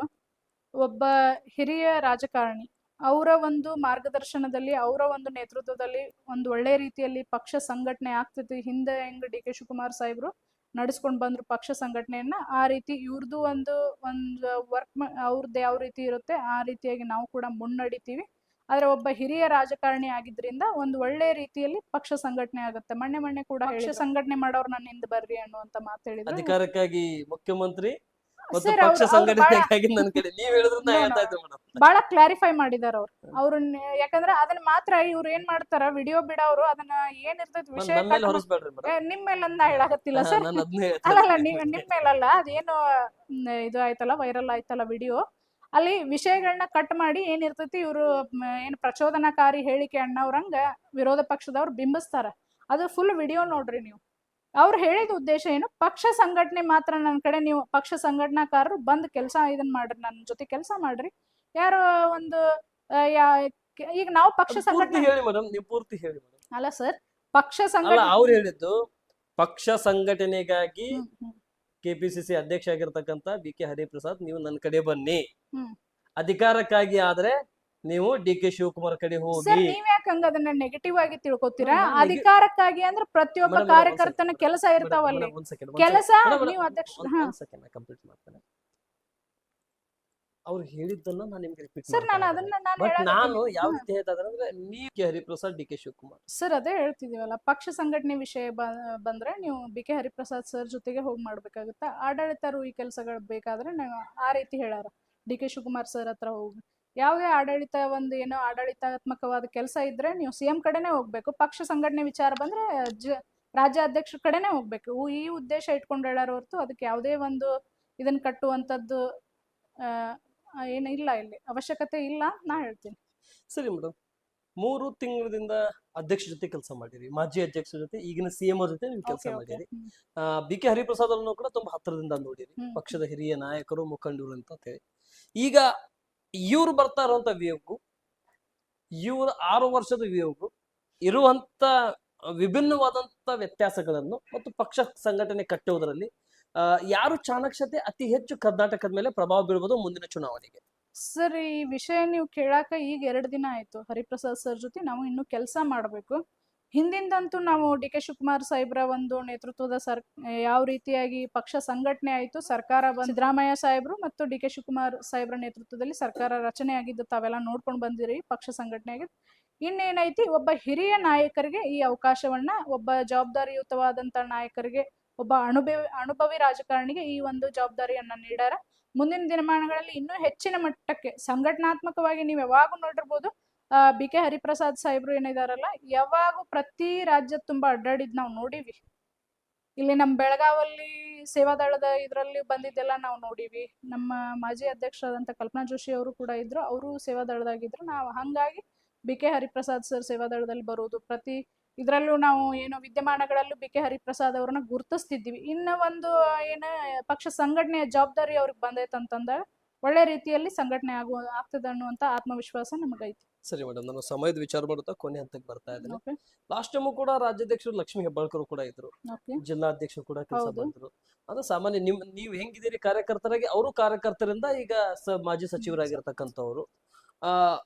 ಅವ್ರ ಜೊತೆ ನೀವು ಕೆಲಸ ಮಾಡಿದಾಗ ಅವರು ಒಂದು KPCC ಪೋಸ್ಟ್ ನಲ್ಲಿ ಇದ್ದಂತ ಸಂದರ್ಭದಲ್ಲಿ ಮತ್ತು ಈಗ ಕ್ಯಾಬಿನೆಟ್ ಪೋಸ್ಟ್ ನಲ್ಲಿ ಇದ್ದಂತ ಸಂದರ್ಭದಲ್ಲಿ ಜಿಲ್ಲೆಯ 2 ಪ್ರಮುಖ ನಾಯಕರು, ಒಂದು SD ಸಮಾಜದವರು, ಒಂದು ಲಿಂಗಾಯತ್ ಸಮುದಾಯದವರು, ಇಬ್ಬರು ನಾಯಕತ್ವ ನೋಡಿದ್ರೆ ನಿಮ್ಮ ಪಕ್ಷ ಯಾವ ರೀತಿ ಬಲಪಡಿಸಬಹುದು, ಮುಂದಿನ ದಿನಮಾನದಲ್ಲಿ ಅವ್ರಿಗೇನಾದ್ರೂ ಕ್ಯಾಬಿನೆಟ್ ನಲ್ಲಿ ಅವಕಾಶ ಸಿಕ್ಕರೆ ಲಕ್ಷ್ಮೀ ಹೆಬ್ಬಾಳ್ಕರ್ ಅವ್ರನ್ನ ಮುಂದಿನ ಲೋಕಸಭೆ ಚುನಾವಣೆಯಲ್ಲಿ ಮತ್ತು ವಿಧಾನಸಭೆ ಚುನಾವಣೆಯಲ್ಲಿ ಮತ್ತು ಸ್ಥಳೀಯ ಸಂಸ್ಥೆ ಚುನಾವಣೆಯಲ್ಲಿ ಯಾವ ರೀತಿ ನಿಮ್ಮ ಪಕ್ಷ ಸುಭದ್ರತೆಯಿಂದ ಗಟ್ಟಿಯಾಗಿ ಅಧಿಕಾರದ ಚುಕ್ಕಾಣಿ ಹಿಡಿಬಹುದು ಗ್ಯಾರಂಟಿ ಬಲದಿಂದ? ಸರ್, ಗ್ಯಾರಂಟಿಯಾಗೆ ನಾವು ಏನೈತಲ್ಲ ಇವತ್ತು ಗ್ಯಾರಂಟಿ ಯೋಜನೆಗಳನ್ನ ನೀಡೋದ್ರಿಂದ ನಮಗೆ ಬಹಳ ಆತ್ಮವಿಶ್ವಾಸ ಐತಿ. ಮುಂದಿನ ದಿನಮಾನಗಳಲ್ಲೂ 2028ಕ್ಕೂ ನಮ್ಮದೇ ಸರ್ಕಾರ ಬರುತ್ತೆ. ನೀವೇನು ಇವತ್ತು ನಮ್ಮ ಜಿಲ್ಲಾ ನಾಯಕ ನಮ್ಮ ಸತೀಶ್ ಜಾರಕಿಹೊಳಿ ಸಾಹೇಬ್ರಾಗಿರ್ಬೋದು, ಲಕ್ಷ್ಮೀ ಹೆಬ್ಬಾಳ್ಕರ್ ಮೇಡಮ್ ಆಗಿರ್ಬೋದು, ಇವರ ನೇತೃತ್ವದಲ್ಲಿ ನಮ್ಮ ಬೆಳಗಾವಿ ಜಿಲ್ಲಾ ಸಂಘಟನೆ ಕೂಡ ಬಹಳ ಒಂದು ಇದರಿಂದ ಬಹಳ ಆಕ್ಟಿವ್ ಆಗಿ ನಾವು ಕೆಲಸ ಮಾಡ್ತೀವಿ. ಅದಷ್ಟೇ ಅಲ್ಲದೆ ಇವತ್ತು ನೀವು ಮೇಡಮ್ ಅವ್ರದ್ದು ಹೇಳಿದ್ರಿ, ರಾಜ್ಯಾಧ್ಯಕ್ಷರಾಗಿ, ಜಿಲ್ಲಾ ಅಧ್ಯಕ್ಷರಾಗಿ, ಬ್ಲಾಕ್ ಕಾಂಗ್ರೆಸ್ ಅಧ್ಯಕ್ಷರಾಗಿ ಸದ್ಯಕ್ಕೆ ಮಹಿಳಾ ಕಾಂಗ್ರೆಸ್ ಅಲ್ಲಿ ಕೆಲಸ ಮಾಡಿದ್ದಾರೆ. ಮಹಿಳಾ ಕಾಂಗ್ರೆಸ್ ಅಂದ್ರೆ ಏನು ಅಂತ ತೋರಿಸ್ಕೊಟ್ಟವ್ರೆ ಅವರೇ. ಆಕ್ಚುಲಿ ಇವತ್ತು ನಾವು ಕೂಡ ಈ ಜಿಲ್ಲಾ ಅಧ್ಯಕ್ಷರಾಗಿ ನನಗೇನು ಅವಕಾಶ ಸಿಕ್ತಲ್ಲ, ಒಂದು ಅವ್ರನ್ನೆಲ್ಲ ನೋಡಿ ಕಲಿಬೇಕಾಗಿದ್ದು ಬಹಳ ಆಯ್ತು ನಾವು. ಯಾಕಂದ್ರೆ ಈ ರೀತಿ ಮಹಿಳೆಯರು ಯಾವ ರೀತಿ ಸಂಘಟನೆ ಮಾಡ್ಬೋದು, ಸಂಘಟನಾತ್ಮಕವಾಗಿ ನಾವು ಮಹಿಳೆಯರಿಗೆ ಹೆಂಗ್ ಶಕ್ತಿ ನೀಡಬಹುದು ಅನ್ನುವಂಥದ್ದನ್ನ ನಾವು ನೋಡಿ ಕಲಿಬೇಕು. ಅದರಲ್ಲಿ ವಿಶೇಷವಾಗಿ ನಮ್ಮ ನಾಯಕರಾದಂಥ ಸತೀಶ್ ಜಾರಕಿಹೊಳಿ ಸಾಹೇಬ್ರ ಮಾರ್ಗದರ್ಶನದಲ್ಲಿ, ಅವರ ನೇತೃತ್ವದಲ್ಲಿ ನಾವು ಸಂಘಟನೆಗಳನ್ನ ಮಾಡ್ತಾ ಇದೀವಿ. ನೀವು ಇವತ್ತು ನೋಡಿರ್ಬೋದು, ಇಡೀ ರಾಜ್ಯದ ತುಂಬಾ ಅಡ್ಡಾಡಿ ಸಂಘಟನೆಯನ್ನ ಹಿಂದುಳಿದ ವರ್ಗದ ಒಂದು ಶಕ್ತಿಯಾಗಿ ಇವತ್ತು ಸಾಹೇಬ್ರು ಬೆಳೆದಿದ್ದಾರೆ. ಮುಂದಿನ ದಿನಮಾನಗಳಲ್ಲೂ ನಮಗೂ ಉತ್ತರ ಕರ್ನಾಟಕ ಭಾಗಕ್ಕೆ ಅವಕಾಶ ಸಿಕ್ಕರೆ ನಾವು ಕೂಡ ಮುಖ್ಯಮಂತ್ರಿ ಸ್ಪರ್ಧೆಗೆ ನಾವು ಕೂಡ ಇಳಿತೀವಿ ಅಂತಕ್ಕಂಥದ್ದು. ಉತ್ತರ ಕರ್ನಾಟಕಕ್ಕೂ ಅವಕಾಶ ಸಿಗ್ಲಿ ಅಂತ ನಾವು ಒಬ್ಬ ಕಾರ್ಯಕರ್ತರಾಗಿ ಆಶಿಸ್ತೀವಿ. ಉತ್ತರ ಕರ್ನಾಟಕ ಅಭಿವೃದ್ಧಿ ಆಗ್ಬೇಕಂದ್ರೆ ನಮಗೂ ಅವಕಾಶ ಸಿಗ್ಬೇಕು. ಈಗೂ ಕೂಡ ನಮ್ಮ ಸರ್ಕಾರ ಸಾಕಷ್ಟು ಯೋಜನೆಗಳನ್ನ ತಗೊಂಡ್ಬಂದು ನಮ್ಮ ಭಾಗಕ್ಕೂ ಅವಕಾಶಗಳನ್ನ ನೀಡಾಕತ್ತೈತಿ. ಅದೇ ರೀತಿಯಾಗಿ ಇವತ್ತೇನೈತಲ್ಲ, ಸಾಹೇಬ್ರ ನೇತೃತ್ವದಲ್ಲಿ ನಾವು ಕೆಲಸ ಮಾಡ್ತೀವಿ. ಮುಂದಿನ ದಿನಮಾನಗಳಲ್ಲಿ ರಾಜ್ಯಗಳನ್ನ ಸುತ್ತಿ ಸಾಹೇಬ್ರು ಕೆಲಸ ಮಾಡ್ತಾರೆ, ನಿಮ್ಗೆ ಗೊತ್ತೈತಿ. ಅದೇ ರೀತಿಯಾಗಿ ಅವ್ರು ಬೆಳಗಾವಿ ಜಿಲ್ಲೆ ಸಂಘಟನೆ ವಿಷಯವಾಗಿ ಹೊಸ ಒಂದು ಯಾವ ರೀತಿಯಾಗಿ ಕಾರ್ಯತಂತ್ರಗಳನ್ನ ಮಾಡಬೇಕು, ಆ ರೀತಿಯಾಗಿ ನಾವು ಕೆಲಸ ಮಾಡಿ ನಮ್ಮ ಪಕ್ಷವನ್ನ ಗೆಲ್ಸ್ಕೊಂಡ್ ಬರುವಂತದ್ದು ನಾವು ಮಾಡ್ತೀವಿ. ತುಂಬಾ ಧನ್ಯವಾದಗಳು. ಒಂದು ಕೊನೆ ಪ್ರಶ್ನೆ, ಅಧ್ಯಕ್ಷರಾಗಿ ಮತ್ತು ಕಾರ್ಯಕರ್ತರಾಗಿ ಈ ಎರಡೂ ಹುದ್ದೆಯಲ್ಲಿ ವ್ಯತ್ಯಾಸ ಏನಿದೆ ಮೇಡಮ್? Nothing special sir. ಒಂದ್ ಜವಾಬ್ದಾರಿಯನ್ನ ಏನೈತಲ್ಲ, ನಾವು ಇವತ್ತು ಅವಕಾಶ ಸಿಕ್ಕಿಲ್ಲ ಅಂತೆಲ್ಲಾರು ಹೇಳ್ತಾರ. ಸಿಕ್ಕಂತ ಅವಕಾಶವನ್ನ ಒಂದೇನೋ ನಮಗ ಅಧ್ಯಕ್ಷ ಸ್ಥಾನ ಸಿಗದ, ಆಗಾದ್ರೂ ಕಾರ್ಯಕರ್ತೆಯಾಗಿ ಇದೇ ಕೆಲಸ ಮಾಡ್ತಿದ್ದೆ ನಾನು. ಈಗಾದ್ರೂ ಇನ್ನೊಂದ್ ಸ್ವಲ್ಪ ಜವಾಬ್ದಾರಿ ಹೆಚ್ಚಿಗೆ ಐತಿ, ಮಾಡ್ಲೇಬೇಕಾದಂತ ಪ್ರಸಂಗ. ನಾನು ಮಾಡ್ತೀನಿ. ಇನ್ನೂ ಹೆಚ್ಚಿನ ಒಂದು ಜವಾಬ್ದಾರಿ ನನಗೆ ನಮ್ಮ ನಾಯಕರು ಕೊಟ್ಟಾರ ಅಂತಂದ್ರೆ ಅದನ್ನ ಅವ್ರ ಒಂದು ಇಟ್ಟಂತ ನನ್ನ ಮೇಲೆ ಇಟ್ಟಂತ ಇದನ್ನ ನಾನು ನಂಬಿಕೆಯನ್ನ ಉಳಿಸ್ಕೊಳ್ಳುವಂತ ಕೆಲಸ ಮಾಡ್ತೀನಿ. ಇನ್ನು ಹೆಚ್ಚಿನದಾಗಿ ಕೆಲಸ ಮಾಡಾಕತ್ತೀನಿ, ತಾವು ನೋಡಾಕತ್ತೀರಿ. Yes, yes, ಪ್ರತಿಯೊಂದು yes. ತಾಲೂಕು ಪ್ರತಿಯೊಂದು ಬ್ಲಾಕ್ಗಳಿಗೆ ಅಡ್ಡಾಡಿ ಇನ್ನು ಮುಂದಿನ ನಮಗೂ ಕೂಡ ಒಂದಷ್ಟು ಅಜೆಂಡಾ ಇರ್ತಾವೆ, ಶೆಡ್ಯೂಲ್ಸ್ ಹಾಕೊಂಡಿರ್ತೀವಿ, ಆ ಪ್ರಕಾರ ನಾನು ಕೆಲಸ ಮಾಡ್ಕೊಂಡು ಹೋಗ್ತೀನಿ. ವಿಶೇಷವಾಗಿ ಇವತ್ತು ನೀವು ನೋಡಿರ್ಬೇಕು, ಬ್ಲಾಕ್ ಕಾಂಗ್ರೆಸ್ ತಾಲೂಕಾ ಅಧ್ಯಕ್ಷರುಗಳು ಅಂತೇಳಿ ಒಂದು ಅಧ್ಯಕ್ಷರುಗಳಿಗೆ ಮಾತ್ರ ಜಿಲ್ಲಾ ಅಧ್ಯಕ್ಷ ಒಂದು ಡೆಸಿಗ್ನೇಷನ್ ಪೋಸ್ಟ್ ನ ಆರ್ಡರ್ ಮಾಡ್ತಿದ್ವಿ. ನಾನೀಗ ಅಧ್ಯಕ್ಷರಿಗೆ ಬರೀ ಆರ್ಡರ್ ಅಧ್ಯಕ್ಷರಿಗೆ ಅಷ್ಟೇ ಕೊಟ್ರೆ ಇವರು ಕಾರ್ಯನಿರತವಾಗಿ ಚಟುವಟಿಕೆಯಿಂದ ಕೆಲಸ ಮಾಡ್ತಾರೋ ಇಲ್ಲ ಅನ್ನುವಂತ ಉದ್ದೇಶದಿಂದ ಅಧ್ಯಕ್ಷರು, ಉಪಾಧ್ಯಕ್ಷರು, ಸೆಕ್ರೆಟರಿ 3 ಮಂದಿಗೂ ಕೂಡ ನಾನೇ ಜಿಲ್ಲಾ ಅಧ್ಯಕ್ಷನೇ ಆರ್ಡರ್ ಮಾಡ್ತಾ ಇದ್ದೀನಿ. ಇನ್ನು ಉಳಿದವ್ರನ್ನ ಕಟ್ಟುನಿಟ್ಟಾಗಿ ನಾನು ಅವ್ರಿಗೆ ಆದೇಶ ಹೊರಡಿಸಿನಿ. 7 ರಿಂದ 9 ಮಂದಿ ಪ್ರತಿಯೊಬ್ಬ ಬ್ಲಾಕ್ನಾಗೂ ಕಮಿಟಿ ಆಗ್ಲೇಬೇಕು. Yes, yes. ಈ ರೀತಿಯಾಗಿ ಒಂದು ಕಾರ್ಯಚಟುವಟಿಕೆಗಳನ್ನ ಪಕ್ಷ ಮಾಡ್ಕೊಂಡು ಸಂಘಟನೆ ಮುಂದುವರಿತಾ ಇದೆ. ಹೌದೌದು. ಥ್ಯಾಂಕ್ ಯು ಮೇಡಮ್, ತುಂಬಾ ಧನ್ಯವಾದಗಳು. ಇಷ್ಟೊತ್ತಿನವರೆಗೆ ನ್ಯೂಸ್ 43 ಇಂಡಿಯಾ ಮತ್ತೆ ಇನ್ ಸರ್ವೆಯ ಸಂದರ್ಶನದಲ್ಲಿ ಮತ್ತು ಮುಂದಿನ 28, 29 ಚುನಾವಣೆ ಮತ್ತು ಸ್ಥಳೀಯ ಸಂಸ್ಥೆ ಚುನಾವಣೆ ವಿಷಯಗಳ ಬಗ್ಗೆ ತಾವೇನು ನಮ್ಮ ಜೊತೆ ಇಷ್ಟೊತ್ತಿಗೆ ಸಮಯ ಮಾಡಿಕೊಟ್ರಿ, ಸಮಯಕ್ಕೆ ತುಂಬಾ ಆಭಾರಿಯಾಗಿರುತ್ತೀವಿ. ಕೊನೆಯದಾಗಿ ನೀವು ನಿಮ್ಮ ಪ್ರತಿಯೊಂದು ನಾಯಕರನ್ನ, ಶಾಸಕರನ್ನ ಮತ್ತು ಹೌದು. ಪ್ರತಿಯೊಂದು ಪಕ್ಷ ಸಂಘಟನೆಯಲ್ಲಿ ಕೈ ಜೋಡಿಸುವಂತ ಸಾಮಾನ್ಯ ಕಾರ್ಯಕರ್ತರನ್ನ ಈ ಮಾಧ್ಯಮದ ಮತ್ತು ಈ ಗ್ರೌಂಡ್ ವರ್ಕಿನ ಮುಖಾಂತರದಿಂದ ಏನ್ ಹೇಳಿಕ್ಕೆ ಇಷ್ಟಪಡ್ತಾರೆ? ಏನಿಲ್ಲ, ಪ್ರತಿಯೊಬ್ಬ ಕಾರ್ಯಕರ್ತರು ಕೂಡ, ಪ್ರತಿಯೊಬ್ಬ ನಾಯಕರು ಕೂಡ ಒಬ್ಬ ಕಾರ್ಯಕರ್ತರಾಗಿ ಪ್ರತಿಯೊಂದು ಹಳ್ಳಿ, ಪ್ರತಿಯೊಬ್ಬ ಮನೆಗೂ ನಾವು ಮುಟ್ತಾ ನಮ್ಮ ಯೋಜನೆಗಳನ್ನ, ನಾವು ನಮ್ಮ ಸರ್ಕಾರ ನೀಡಿದಂತ ಯೋಜನೆಗಳನ್ನ ನಾವು ಪ್ರತಿಯೊಬ್ಬರಿಗೂ ಮುಟ್ಟುವಂತ ಕೆಲಸ ಮಾಡ್ತೀವಿ. ಪ್ರತಿ ಮನೆಗೂ ಮಾಡ್ತೀವಿ. ನಮ್ಮ ಕಾರ್ಯಕರ್ತರು, ನಮ್ಮ ನಾಯಕರು ಕೂಡ ಕಾರ್ಯಕರ್ತರಾಗಿ ಕೆಲಸ ಮಾಡುವಂತದ್ದು ಕಾಂಗ್ರೆಸ್ ಪಕ್ಷ. ಯಾವತ್ತು ನಮ್ಮ ಕಾರ್ಯಕರ್ತರು ಕಾಂಗ್ರೆಸ್ ಪಕ್ಷದ ಪರವಾಗಿ ನಾವು ಕೆಲಸ ಮಾಡ್ತೀವಿ ಅಂತಕ್ಕಂಥ ಮಾತನ್ನ ಹೇಳಕ್ ಇಷ್ಟ. ತುಂಬಾ ಧನ್ಯವಾದಗಳು ಅಶ್ವಿನಿ ಬೆಳವಡಿ ಮೇಡಮ್ ಅವರು. ಭಗವಂತ ಸಾಮಾನ್ಯ ಕಾರ್ಯಕರ್ತರಿಂದ ಜಿಲ್ಲಾ ಅಧ್ಯಕ್ಷರಿಗೆ ತಗೊಂಡ್ಬಂದಿದ್ದಾನೆ ಮತ್ತು ನೀವು ನಂಬಿರ್ತಕ್ಕಂಥ ಭಗವಂತ ಮತ್ತು ಈ ಕಿತ್ತೂರು ಕರ್ನಾಟಕ ಭಾಗದಲ್ಲಿ ಬಂದಿರತಕ್ಕಂಥ ಸಂಗೊಳ್ಳಿ ರಾಯಣ್ಣ, ವೀರರಾಣಿ ಕಿತ್ತೂರು ಚೆನ್ನಮ್ಮನ ಹಾದಿಯಾಗಿ ನೀವು ಕೂಡ ಚೆನ್ನಮ್ಮನ ರೂಪದಲ್ಲಿ ಪಕ್ಷ ಸಂಘಟನೆ ಮಾಡೋದ್ರಲ್ಲಿ ಸತೀಶ್ ಜಾರಕಿಹೊಳಿ ಅವರ ಕೈ ಬಲಪಡಿಸಲಿಕ್ಕೆ, ಲಕ್ಷ್ಮೀ ಹೆಬ್ಬಾಳ್ಕರ್ ಅವರ ಕೈ ಬಲಪಡಿಸಲಿಕ್ಕೆ, ವಿಶ್ವಾಸ್ ವೈದ್ಯ ಅವರ ಕೈ ಬಲಪಡಿಸಲಿಕ್ಕೆ ಮತ್ತು 8 ವಿಧಾನಸಭಾ ಕ್ಷೇತ್ರದಲ್ಲಿ ಬರುವಂತ ಪ್ರತಿ ನಾಯಕರನ್ನ ಕೈ ಬಲಪಡಿಸಲಿಕ್ಕೆ ತಾವೇನು ಮುಂದೆ ಸಾಗ್ತಾ ಇದ್ರಿ. ಆ ಭಗವಂತ ನಿಮ್ಮ ಮೇಲೆ ಕರುಣೆ ತೋರಿಸ್ಲಿ. ಇನ್ನಷ್ಟು ರೂಪದಲ್ಲಿ ನಿಮಗೆ ಪಕ್ಷ ಸಂಘಟನೆಗೆ ಜಿಲ್ಲೆಗೆ ಸೀಮಿತಕ್ಕಿಂತ ರಾಜ್ಯದವರೆಗೆ, ರಾಜ್ಯಕ್ಕೆ ಸೀಮಿತಕ್ಕಿಂತ ವಿಧಾನ ಪರಿಷತ್ತಿಗೆ ಮತ್ತು ವಿಧಾನಸಭೆಯವರೆಗೂ ಕೂಡ ಹೋಗುವಂತ ಅವಕಾಶ ಸಿಗಲಿ. ಮತ್ತು ಈ ಮಾಧ್ಯಮ ಮುಖಾಂತರದಿಂದ, ಈ ಸರ್ವೆ ಟೀಮಿನ ಮುಖಾಂತರದಿಂದ ಏನ್ ಸಂದರ್ಶನಕ್ಕೆ ತಾವು ಅವಕಾಶ ಮಾಡಿಕೊಟ್ರಿ, ಬಿಡುವಿಲ್ಲದ ಸಮಯದಲ್ಲಿನೂ ಕೂಡ ಪರವಾಗಿಲ್ಲ, ನಮಗೆ ಅವಕಾಶ ಮಾಡಿಕೊಟ್ಟಿದ್ದಕ್ಕೆ ತುಂಬಾ ಧನ್ಯವಾದಗಳು. ನಮಸ್ತೆ, ಜೈ ಹಿಂದ್. ಭಗವಂತ ಆದಷ್ಟು ಬೇಗ ನಿಮ್ಗೆ ಒಳ್ಳೆಯದನ್ನು ಮಾಡಲಿ. Thank you sir. ತಮಗೂ ಕೂಡ ಧನ್ಯವಾದಗಳು ಸರ್. Thank you.